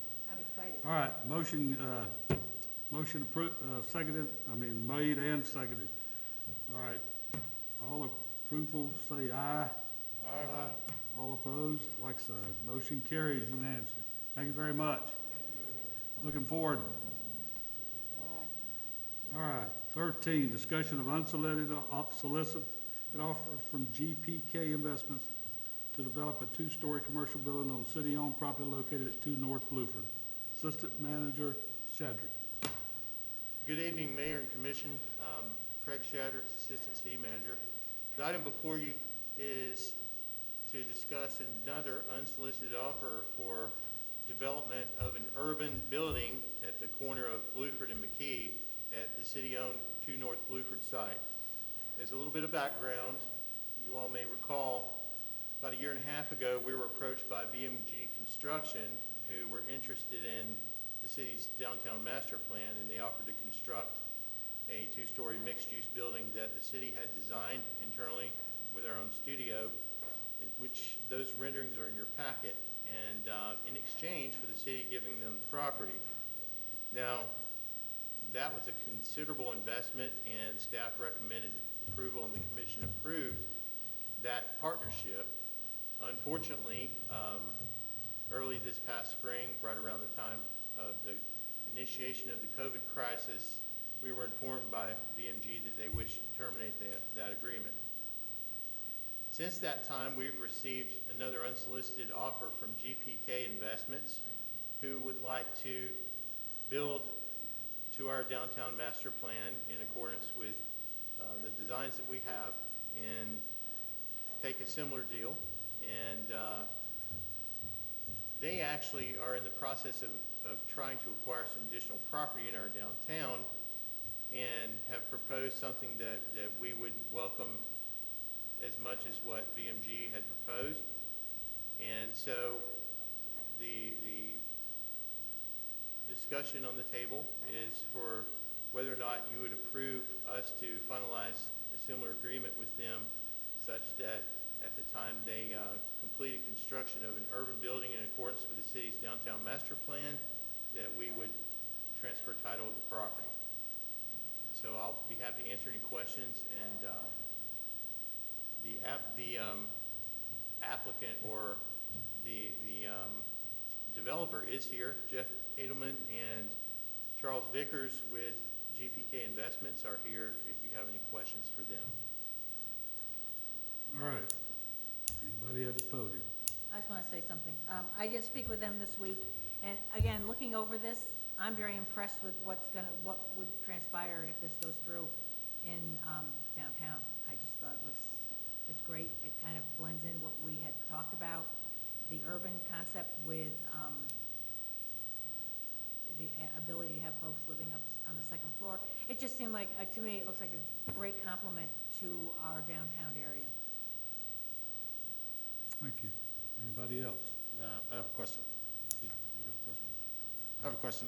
On these renderings, are these renderings from the developer or are these renderings that are stock? Those are renderings that the city put together in our own studio, designed according to our design guidelines that are in the downtown overlay to illustrate the type of buildings we expect. So the deal, the agreement is before you, is they have to construct something substantially similar to that in order to comply with the deal. And they can, of course, speak to it, but they've talked about something a little more grandiose than what VMG had proposed. They were talking about actually some live-work units in addition to just restaurant space and things like that. Those are all things that we would absolutely welcome in our downtown, because that is what we need to sustain the commission's goal of redeveloping the downtown area. And, you know, I would feel free to direct any questions to the applicants. Charlie Vickers with GPK Investments, 8040 Lake Wenata Drive, Winter Park, Florida. Okay. What we're proposing is a little bit larger than the project that you have on the half-acre lot. So we're going to go for a larger development if possible. We are in negotiations on many parcels now. And the way we're proposing is a live, work, play. So you'll have a restaurant across from City Hall. You'll have retail. You'll have office. And you'll have like a brownstone look. It'll look like the Winter Garden facade with the brick and the old look.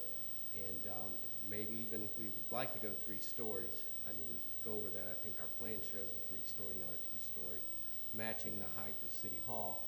And then also maybe using some of the roof areas as an amenity area for the brownstone or the restaurant. Maybe have a roof terrace area up top so you can overlook the city and the City Hall, hopefully, soon. So that's our concept. And we want to wrap all the way down from McKee to the end of Kissimmee, all the way down Oakland also. So we're working on those entire 2 square blocks. They're not shown because we don't have control of those properties yet, but we are negotiating aggressively on them right now. We expect some results probably in the next 30 to 60 days on those. So we are proposing closing quickly again on all of the projects, and we know it will take time for you to approve the elevations and type of product we're going to do. But what we are going to do is invest, and you're talking $50 to $100 million worth of investment. It'll be the largest investment, I think, besides maybe the city project that we just saw, which is impressive, but more of a traditional look to the architecture. So we want to control everything so everything is copacetic down the street. We generically looking standard buildings, not oddball things that are not to code and not, some of the older buildings may stay if we can't get them.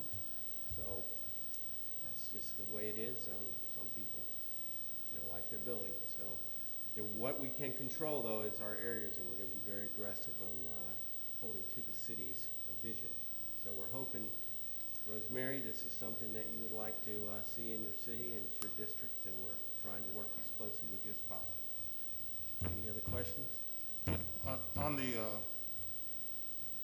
In our agenda, you have 2-story, but you're proposing a 3-story. Yes, well, we know City Hall is going to be at least 3 stories, so to step down would kind of be strange to go across the street. Plus, our commercial is going to take a whole floor up, and if we do a restaurant, it probably will be a 2-story overlooking the City Hall. So what we're looking for is sort of the brownstones combined, where that guy walks out of his brownstone and he has his office downstairs, maybe with a shingle there, or he's an artist, a lawyer, and he walks right around to the restaurant. He's not getting in his car. He's working, he's playing there. If he wants to go to City Hall, he crosses the street. If he wants to go to the park and the lakefront, enjoy that, it's 1 block away. So it's all about live, work, play. You live where you work, and you play there also. It's eliminating a lot of the traffic, because right now, tonight, we came here to eat dinner, and we did eat at the taco place, but usually we go to Winter Garden, I'll be honest with you. You don't have a restaurant presence, you don't have that live, work, play, and this place is set up for it. That park next to the lake, we want people walking there, enjoying that, not just sporadically, but every day, every night. Someone goes there with their children, their dog, whatever they want to get in the lake and ski in the water. I mean, it's just going to be right there. They live, work, play. So it's a good concept. It's hard to get done because the vertical construction is very expensive. And if we can go up another floor, it helps us on our cost, because the vertical construction is enormous. When you go over 4 floors, you need an elevator. So we're looking for 3 floors here. Are you finding resistance or interest from the current property owners in the Main Street area? I find greed. And one reason is you had a lawyer that's condemnation lawyer for your condemnation area and your ponds and everything, and he sent out letters to everyone, blanketing them that they were all going to be bought by you.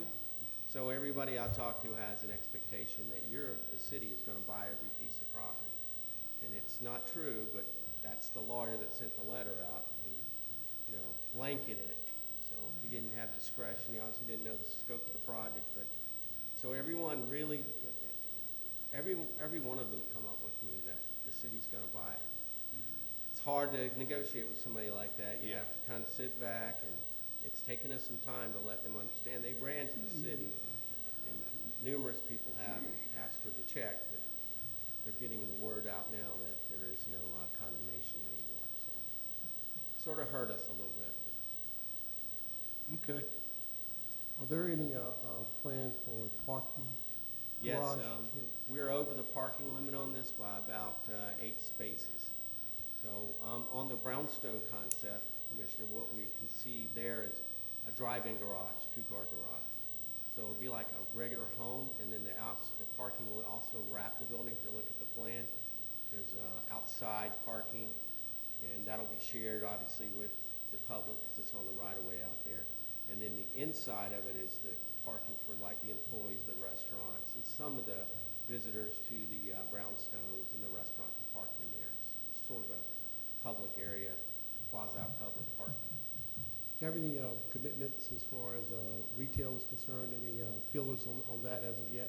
With COVID, absolutely nothing, because restaurants during this time are not expanding very well because they can't open to capacity. So your major chains, and the other issue is there's nothing here to drive them. You need the people living here for a restaurant. They got to walk there, eat there. So we're a little bit ahead. This is the tail of the dog. We need the residential units to come online at the same time so that restaurant demand will be there. Because when they do their studies, they're looking at income level, who lives there, how do they get there. So if that starts to pop, let's say we do the brownstones and we get 100 of those, there's bound to be a restaurateur like, what is it, Rustique. Those guys, Crooked Can, they're going to start to look at this as a profitable area. But we don't have the residents, you know, they're scattered, they're in single-family homes, and that's why your restaurants aren't here. Just not working out demographically right now. Is there a marketing plan to drive certain type of demographics to the downtown area? Again, you said live, work, and play. Sounds to me like you're looking for maybe a younger generation of professionals, Well, such as we have in downtown Orlando or downtown Winter Garden, to be driven to the Ocoee area. Right. In our larger vision, we do see an apartment area in here. So 200 to 300 apartments for the younger people that can't afford. The brownstones are going to probably be $400,000, $500,000 homes. They're going to approach 2,000 to 3,000 feet. Because we're doing a wider garage, because there's one in Winter Garden, and basically if you go in, you better be an expert driver to get in this garage. It's a one-way turn, and I don't think you can put a Suburban or a Tahoe or an SUV in those garages safely, especially if your wife doesn't have good skills like mine. She'll hit my car every time. So, Hey, wait a minute now. Sir, you're on I'm just speaking for my wife. 'Cause she's run over the tennis ball. She's run into the wall. I put metal plates on the ground. She's crushed those. Sorry. She has to park outside, Rosemary. You better hope she's not watching. Well, she parks outside now in the driveway. That's how dangerous she is. And I've got a big garage. But, you know, it needs to be where the guy can come in. He has a bicycle there, and his kids can be there. And then you will have some guest parking also. So when they're coming in, they're going to be out in the street. They're going to be in that private area in the back also, but it's going to be over-parked right now. We're 8 spaces, I think, Jeff, over at Park, aren't we? And, you know, we can actually, if you take out some of the islands in the parking space, we're probably going to gain another 20 spaces. So we're good on our parking. And if we get into the multifamily at the later phases, there may be some parking structure in there also. So what I'd like to do is like go all the way down the street, scape in some retention, because we lose our retention down at the Kissimmee part at the end. So we'll do some kind of a park feature down in there, and sort of like a monument sign telling you're in the city of Ocoee, you're at a destination, maybe a fountain, you know, like the Winter Garden podium you go down the trail on. We'd like to see those railways, that one spur that's dead, maybe let's make a path there and try to make a bike walking path so a pathway can come through the city and, you know, bike, walk, play again. It's a little difficult with the railroad. Is your goal to build simultaneously with our new city hall? Is the goal to try to build around the same time, or you're going to stagger your project behind City Hall, or try to build in front of it? What is the plan? We're going to go as fast as we can go. This is going to be an ownership that does not sell the commercial building, doesn't sell the retail. They will sell the brownstones, but they're going to hold this forever. So the faster they get it out of the ground, the better their income is, the income stream. And if everything comes out of the ground at one time, then you're going to see a city just rise right out of the ground instead of a piece here, a piece there, 3 guys trying to compete with each other. This will just be one big project coming out of the ground within probably 3 to 5 year span. It's just better when you mobilize on these, Commissioner. You just put everybody at work at once instead of a little guy coming in here. Part of your problem, and again, on your infrastructure is you're doing one street at a time, little street at a time. We may even propose to take that away from you and just do it all. Yeah, the reason I say that, I know that there's been residents that complain about cars going down the road about a lakeside. Now we talk about construction vehicles building up in the downtown area, and how that's going to work as far as getting in and out in the day, and those kind of things, if we're building simultaneous. So that may be a little challenge, but I'm sure that we can figure out a plan to. We could always one way one street, one way the other street. Like Oakland could be one, and McKee can go the other way. So you just do the traffic where it's one way only while you're doing the half of the construction. So there's several ways to manage that, but your destruction is, and you know, demolition is going to be a a nightmare as it is because some of those buildings are pretty bad. So we're going to be scraping a lot of old buildings out, and no telling what we're going to find in the ground, because I'm hearing different things in the ground. So we're just, it's a work in progress, but we are going to start here. This is our, key piece. We feel being right next to City Hall and coming out of the ground, I hate to say it, probably ahead of the City Hall, because it's just a bigger project, City Hall being 30,000. We'll make taxes off that, though. Yeah, you'll get a lot of taxes. It'd be good to kind of also make sure that the residents in those areas are educated or at least informed that this is what's going on. We can kind of give it to them in phases so they'll have a good idea of what's going on and what's all that loud noise. They already know this is coming. Well, we'll have some Surrattes with them maybe over here at your building and just come in and have them come in and talk and listen to them and tell them what we're doing. That's how we do it. So we're not just going to come in and shove it down their throat. We called Rosemary early and conferred with her, so we're stepping it forward right now. It's our first day. Awesome. All right. Anybody else? I will say that I think that's one of the big things that's going to change the downtown in the process of what you're planning on doing, and with that, especially on that corner, especially down the street and on the other corner of what Kissimmee and McKee and all that. It's going to be great. That's what you do is you bring people into town. We'd like to have a little young people. Some of us are a little older than that. Not you, Rose. No, thank you. I appreciate that. So I think it's a great thing. We got to get it going. All right. Anybody else? We need a motion, right? Yes. I'll make the motion. Okay. Motion made by Commissioner Brinson to do the unsolicited offer from GPK Investments. There's a second. Yes. Seconded by Commissioner Wilson. All right. Any more comments? If not, all in favor? Aye. All opposed? Motion carries unanimously, guys. Go to work. Get her done. All right, item 14. Thank you, Mayor, members of the commission, and keeping with the theme of the previous item. If you all recall, Mr. Lou Forges of FRG Realty submitted an unsolicited offer to buy property owned by the city at 112 South Blueford, which is a familiar icon. It's a little building that says computer store out front. And the city purchased the property for $225,000 in 2016. Mr. Forges offered us in 2018, and at the time he offered us $135,000 with the idea that he would immediately turn around and construct something within a couple of years that was bigger and better. Since that time, when we held him off, actually we, meaning the commission, said let's hold off because we were looking at possibly acquiring some property in the downtown adjacent to it, owned by one of the churches here. It's our understanding that the church property has sold on the corner to someone, and that's no longer a viable option. So therefore, Mr. Forges came back in and modified his offer somewhat, offering to pay the appraised value, which when we had it appraised in 2019, it appraised for $195,000.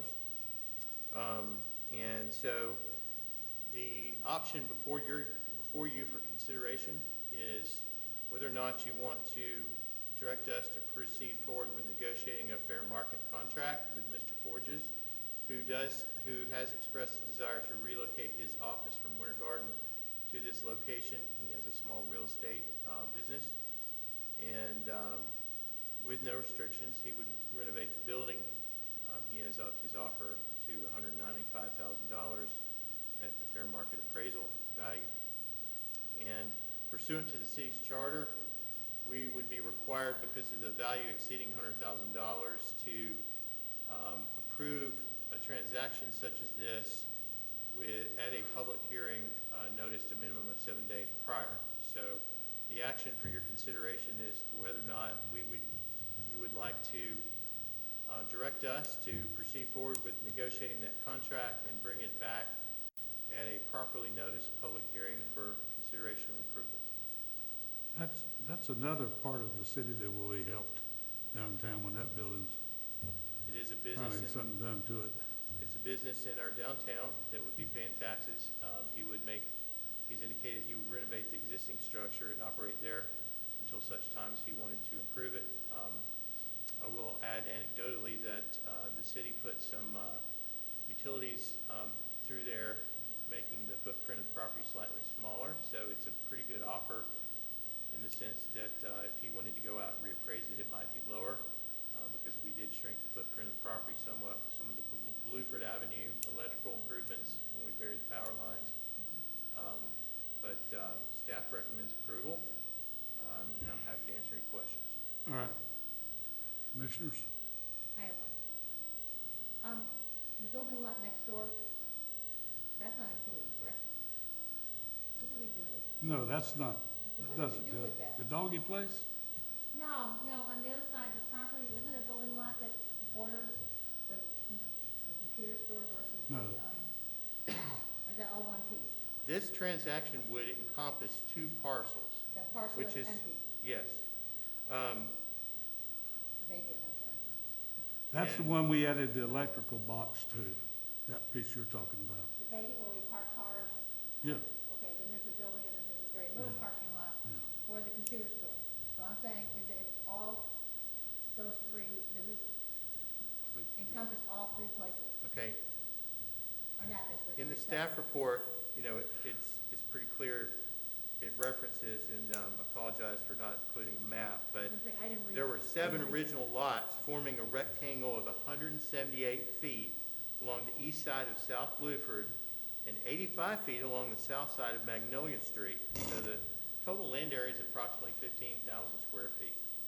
And that was 3 lots, It's 7 tiny lots. 7 tiny lots, Yes, for what, tiny houses? 50 foot. there's not much you could do with them because of parking issues. I was gonna say they're very little. Okay, so that is that complete piece of property what I'm talking about? Yes. And you said what we did, we bought it for $220, We bought it for $225,000 in 2016. but we also encroached on that property with some utility. Yes, we have lines, utility easements now, and there are electrical implements from Duke Energy on the property that were necessary as part of the Blueford Avenue reconstruction project. Which makes that part really basically Yes. unusable. Yes, and we did reappraise it. We reappraised it in 2019, last year, and it appraised at $195,000. Okay. That's another one we can make Who taxes purchased the church? Well, I'll say this, I brought that up 3 times here about buying that property. Nobody wanted to do it. The Vietnamese bought it. Okay. We heard that a Vietnamese restaurateur Give up on bought us. the corner piece with the Betty J's Florist and so on and so forth. Yeah. Okay. I have a question. Yes, sir. In here, the letter from the Forges Realty Group, Yes. if you look at paragraph 13, last sentence in that paragraph,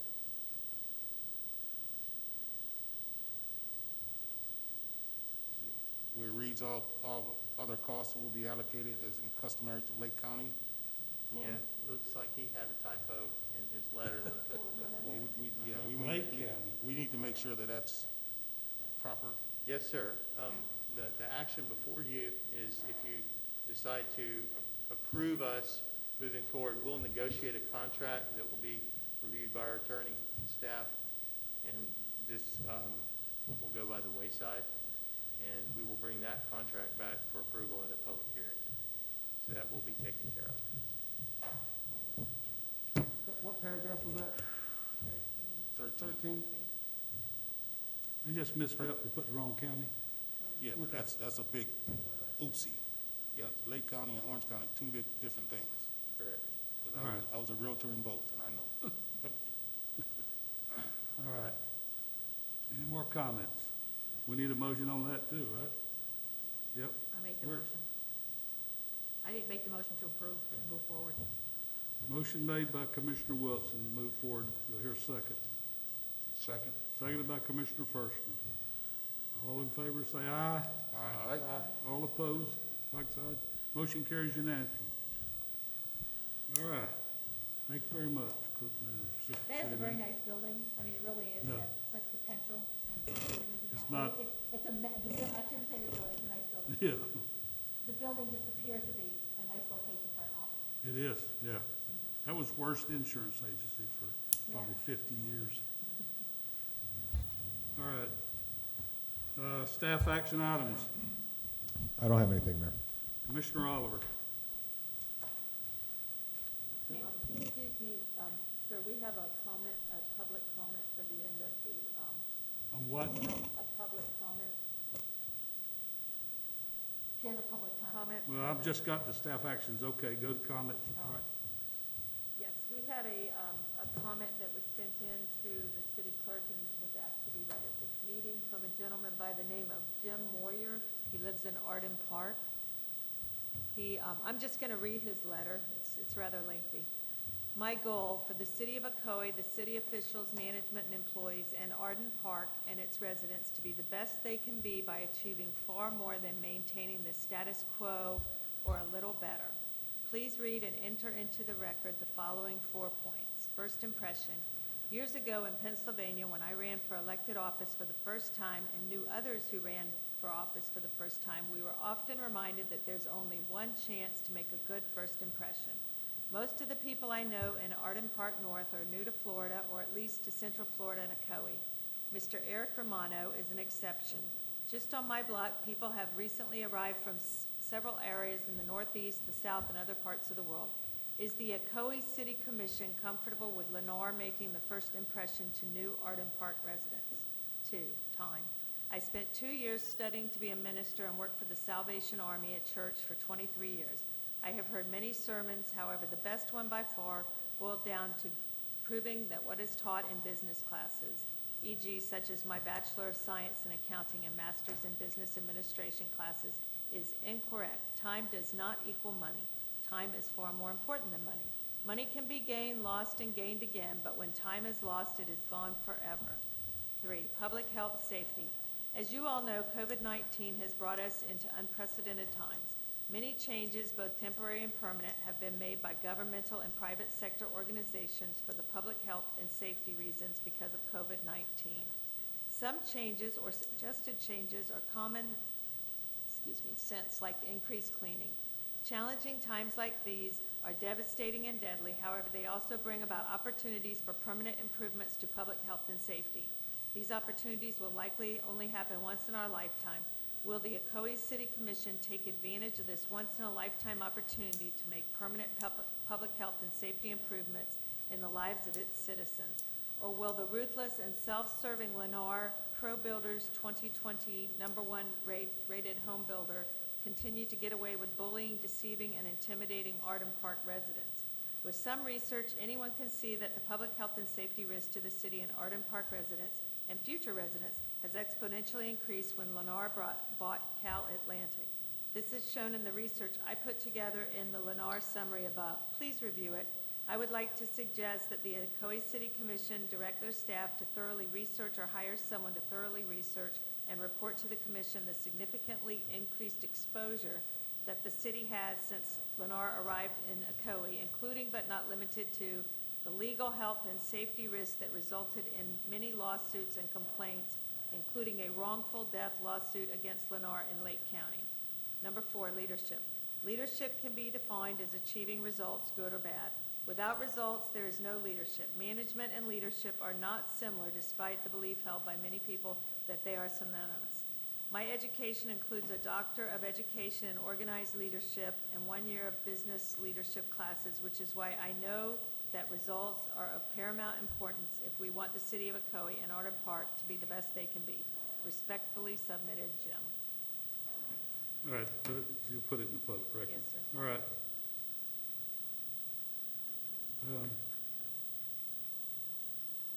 Seth, Craig, aren't you working on that? We don't.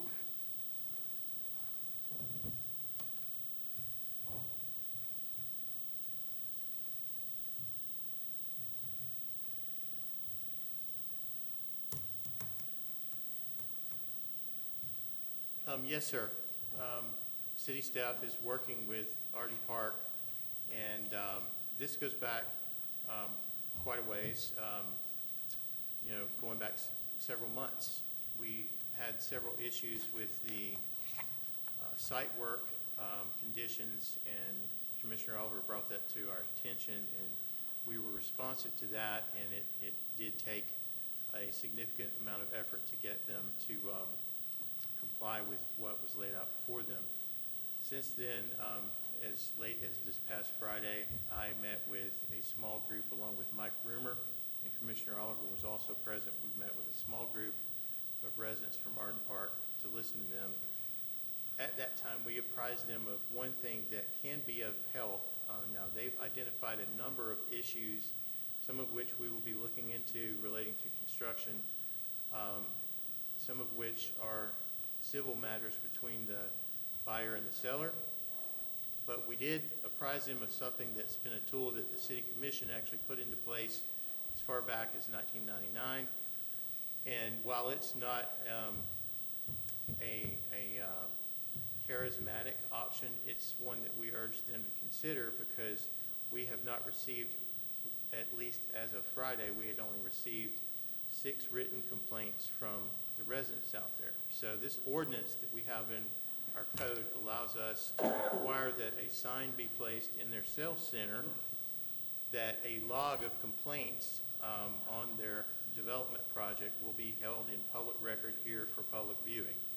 And that's something that the commission did back in 1999 with another builder that actually did prove to be somewhat effective, and I believe they've used it a couple times as recently as 2018 about other issues. So the complaint log is one option. We are looking to try and reach out to upper management of the Lennar Homes Central Florida office to try and see if we can bring about some resolution while also not embroiling ourselves in a civil issue, as was identified by the city attorney when this came up when they were going for their Phase 4 surety bond. But we are working with them. One thing that was important, and I think Mr. Moyer touched on it in his letters, you have a group of residents up there that feels like, for whatever reason, that the city doesn't care, and we went out of our way to try to make it clear to them that we do care. There are certain things that we can get involved in and certain things that we can't get involved in, but we have no intentions of not being responsive and not ensuring that Lennar is held accountable for anything that they're committed to do by this commission through any approvals. So we will continue to be doing that. I have several emails to respond to that I've received, and we will be responding to them with answers. And the communication channel is open, and I haven't had a chance to sit down with Mr. Roomer today to review how many complaints we've received since the meeting on Friday, but I will be doing that tomorrow. All right. So keep us in touch. We definitely had an opportunity to sit down and talk with Lennar residents, some of the residents there on Friday, and I think that we came up with some solutions as to how we go about attacking these challenges with them within certain realms that we have to Yes. operate within as far as the city's concerned. And that's understandable. I meet with or talk to someone at Arden Park North almost weekly, sometimes 2 and 3 times a week, that we deal with these things. And again, these different things we have to deal with as a city, they come up. We talked about the surety bond last week, and we voted because, again, one had nothing to do with the other. And the residents, what they would like to see is for us to get Lennar's attention and say, hey, sit down and talk with these residents and figure out how we get some of these things done. But again, on 3 different occasions, actually 4 now, that we just did not do that as a commission. Now, speaking from the resident side, that's all they wanted. They wanted for us to at least show them the compassion to say, hey, we care about you, what's going on. We're willing to slow down something just to get their attention. But again, there are certain things there's certain ways we operate that we cannot do. But the fact of the matter is, one of the things that was brought to my attention by the residents, and I think that this is not going to go away. This is going to keep coming up until something gets done, or until that squeaky wheel gets some oil in it. And I think that we have an opportunity to lead that as a city commission and say, okay, let's sit down and figure out how do we get these things done. But we talked about the city attorney last week or 2 weeks ago mentioned that, again, there may be some legality involved by slowing projects down. But also, if you look at it from the other side of the sense of this, if the residents start a class action suit, that does not mean that we're going to be negated from being named in the class action suit, because we're doing business with Lennar, and we have contractual things that we deal with Lennar as far as how we approve certain inspections and different things like that they're passing through. So again, we have to look at this from both sides. There's a balance. For every action, there's an equal and opposite reaction. So we can't just say that, well, if we do this, we're going to be sued by Lennar. Well, guess what? We can also be named in the class action as well if we don't stand up and say, hey, look, we tried to do something. So I believe that the meeting on Friday was a beginning of negotiations, or at least having some conversation with Lennar. So now let's kind of see where this is going to go. And I'm hoping and praying that we can get some resolution with Lennar Homes and our conversations with them and the residents of Arden Park North. So I'm hoping, Right. and I'm Well said. praying that we're going to be able to get some things done. Yes. All right, thanks, sir. Thank you, sir. We go back to the Commissioner Oliver. Comments? Commissioner? All right. I've been meeting with residents from Wellington Place, and we talked about the reclaimed water situation, and we have it on our budget as far as I think it's 2023-24 budget item. And I did go back and I was able to relay that information to them that we actually do have it in our city budget, and they've actually been promises since 2004. But again, I couldn't find anywhere where it was on any budget up until now. But now we actually have it on the budget, and I'm hoping that we'll be able to possibly move it forward with looking at a grant from the St. John's Water Management District. Reason being is because when they pay their impact fees in 2004 to move in this particular neighborhood, the reclaimed water was a part of the impact fees that they paid. And as of right now, they have not gotten that reclaimed. We're talking about maybe 100 yards of a pipe from Josiah Shores to their neighborhood. Their neighborhood is already ready to go. The neighborhood is already piped. We're talking about a small amount of pipe.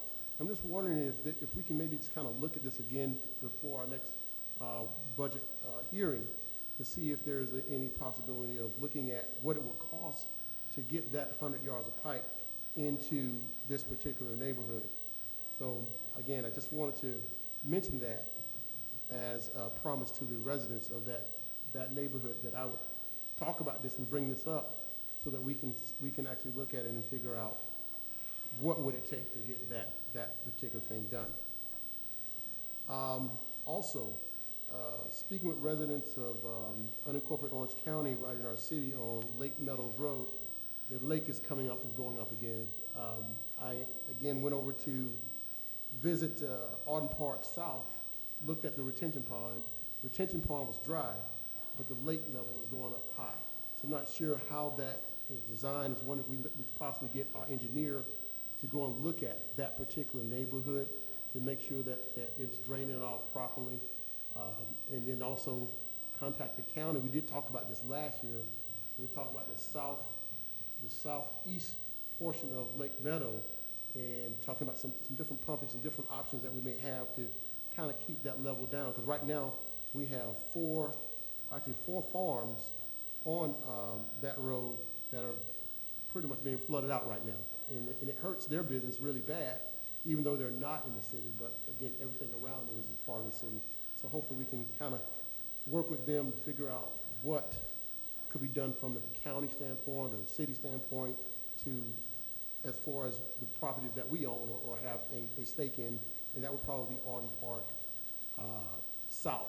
I'm looking at their retention and their draining, where the water drains and stormwater drainage in their neighborhood and how it may be affecting the lake. Also, I would like to look at having a town hall meeting on October 8th. Right now, we are, it would be more like a virtual meeting, but I would like to potentially look at our infrastructure as far as how we may possibly end up doing a town hall meeting if one or two of the commissioners decide to do it from home, and how would that look? So I would like to maybe kind of test the waters to see if I can do a virtual meeting here at City Hall and invite citizens in to see how this technology would work. And maybe we could possibly use that as an opportunity to fix any hiccups that we might have if we ever have to have a meeting virtually from our standpoint. So I'm looking to do this October 8th, so I want to see about getting the commission to allow us to have this type of virtual meeting to test out our equipment, our technology, to make sure that it will work in the case that we ever have to do this as a commission.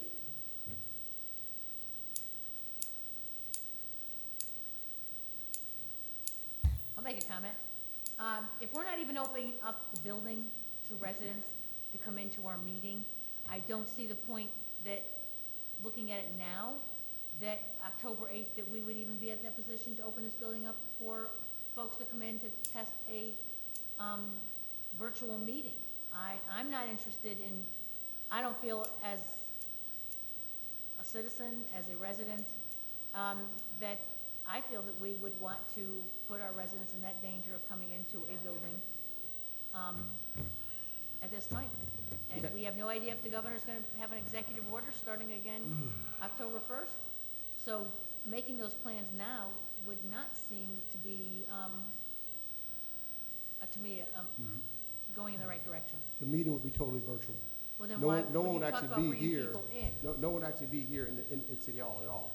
Okay, But you probably you mentioned myself. bringing people in. That's what I'm going back to. No, I mentioned virtual meeting. I said from the very beginning, I said virtual Bringing people in meeting. for a virtual meeting. Virtual meeting, we have technology that we actually use as far as our laptop, the camera, because again, at some point, we may have to have a virtual meeting, but we have not really tested out the equipment or the technology to make sure it's gonna work if we are able to do that. So what I'm offering is to be able to have a virtual meeting, or my town hall meeting to be virtual with no one in City Hall, virtual meeting. You Just wanna make sure mentioned, I got this. bringing people in. That's what I'm going back to. I Well- believe you mentioned bringing people in for a virtual meeting. Virtual meeting and bringing people in are two different things. Not bringing people in is fine with me. Virtual meeting is fine, but Yeah. bringing people in is not fine with me. Well, I'm As talking opposed- about I'm speaking on the virtual meeting, but again, having it here at City Hall, at least just to be able to test the technology, that's all. So basically, I won't be here with probably myself and someone to actually run Well, if you're run gonna the do an computer, open that's all. city, open city hall, we do it for everybody. Just let it be an open city hall, be for everybody, then you don't have 5 different times people trying to have open city hall. Well, we're not It's talking kinda open City expensive. Hall, we're only simply talking about testing technology that we currently have. We have new technology that we need to test out, and I'm only offering to test it out to be able to have a virtual meeting. I can have a virtual meeting anytime. I'm just actually offering to have to use the City Hall's technology to make sure that it works in case we ever have to use that particular All right. technology. Let the staff look into it and see. All right. All right. So also, one last thing. Also, Orange County Public Schools had an emergency meeting last night to open up the schools.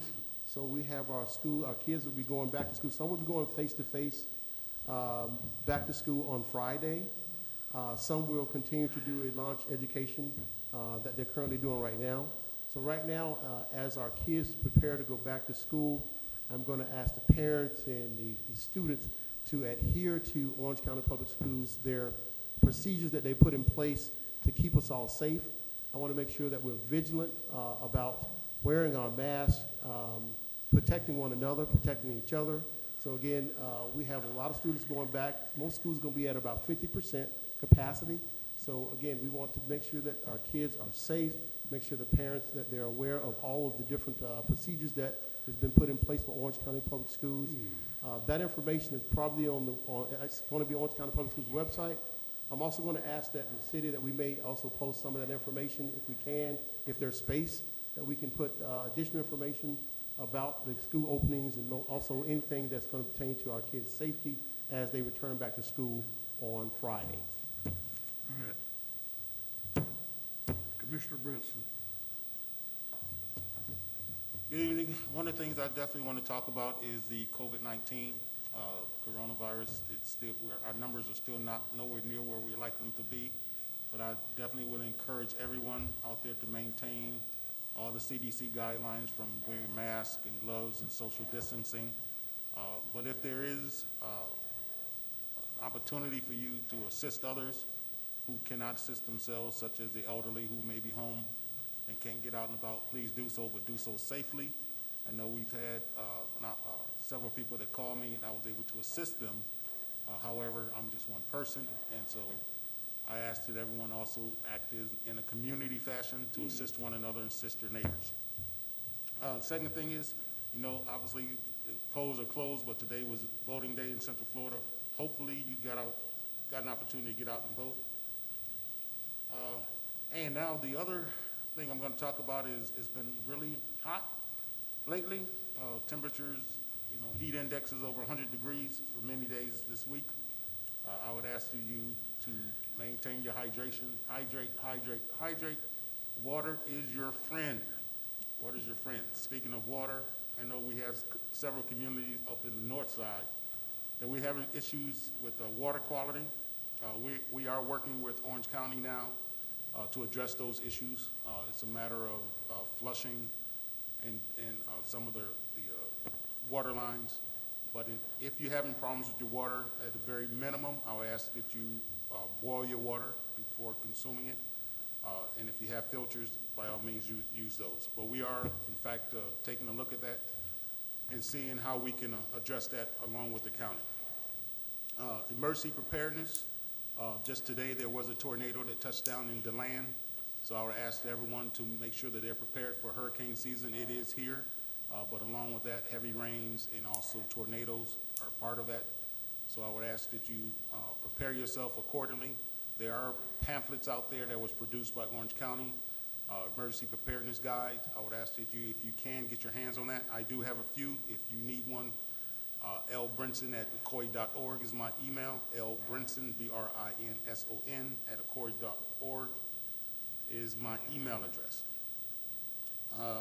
The other last thing I'd like to do is city staff, if they haven't, if the HRDB can give us an update on what they're doing for the 100th year anniversary or commemoration for Ocoee Massacre. Thank you.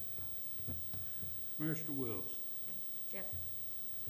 Just want to remind everyone that on September 9th and 23rd is our budget hearings at 6 p.m. By now you should have received your trim bill, which we want you to know this is your budget. Right now it's balanced at 5.15 with a very healthy reserve. And if everyone remembers what that very healthy reserve means, is that if you recall a few years ago when we had the hurricane and the cleanup that happened, if we didn't have a healthy reserve at that time, that cleanup would not have been handled as quickly as it was compared to other communities. As you drove through, you saw the piles, but in Ocoee, you saw us having them removed very quickly. So we want you to remember that very healthy reserve and what it does. And we're very proud of that. It's time for us to tighten our belts. It's time to realize that we have a 15% unemployment rate in Ocoee. So if you look around your neighborhood, for every 100 houses, possibly 15 of those are unemployed. And so that's why the budget is balanced at 5.15, and as I say, that's where we had to tighten our belts. Your comments, your concerns are very important. We hope that you will tune in at that point to our live broadcast so that you can comment and tell us what you think about the budget. But I'm very pleased to say that at the current time, what it's balanced at is less than what the trim bill says. So we need to remember to support that, and this is not a time that we can have a lot of frills. We need to remember that we need to keep the city going and maintained at the services that we have become accustomed to. So thank you, and I do welcome any of your comments in between. You know how to reach me at my email, my phone number. So I'm more than happy to talk to you about that. Thank you. Commissioner First. I'd just like to reiterate everything that the other commissioners said, and I won't go over it all. We're working very hard, the commission and city staff, on the budget to keep taxes as low as possible, to give you the best service possible. We need you to do your part, and that's keep safe. Take all the precautions for the COVID outbreak. You're doing great. The numbers are going down. We're headed in the right direction. Hurricane season is about to reach its peak mid-September, so don't let your guard down. Be prepared to be self-sufficient for at least 72 hours. You need to do that and help out emergency services. If we have a bad hurricane, they may not be able to get to you in time. So be prepared, take all the precautions necessary around your home, stock up for 3 days. That's all. Meeting adjourned.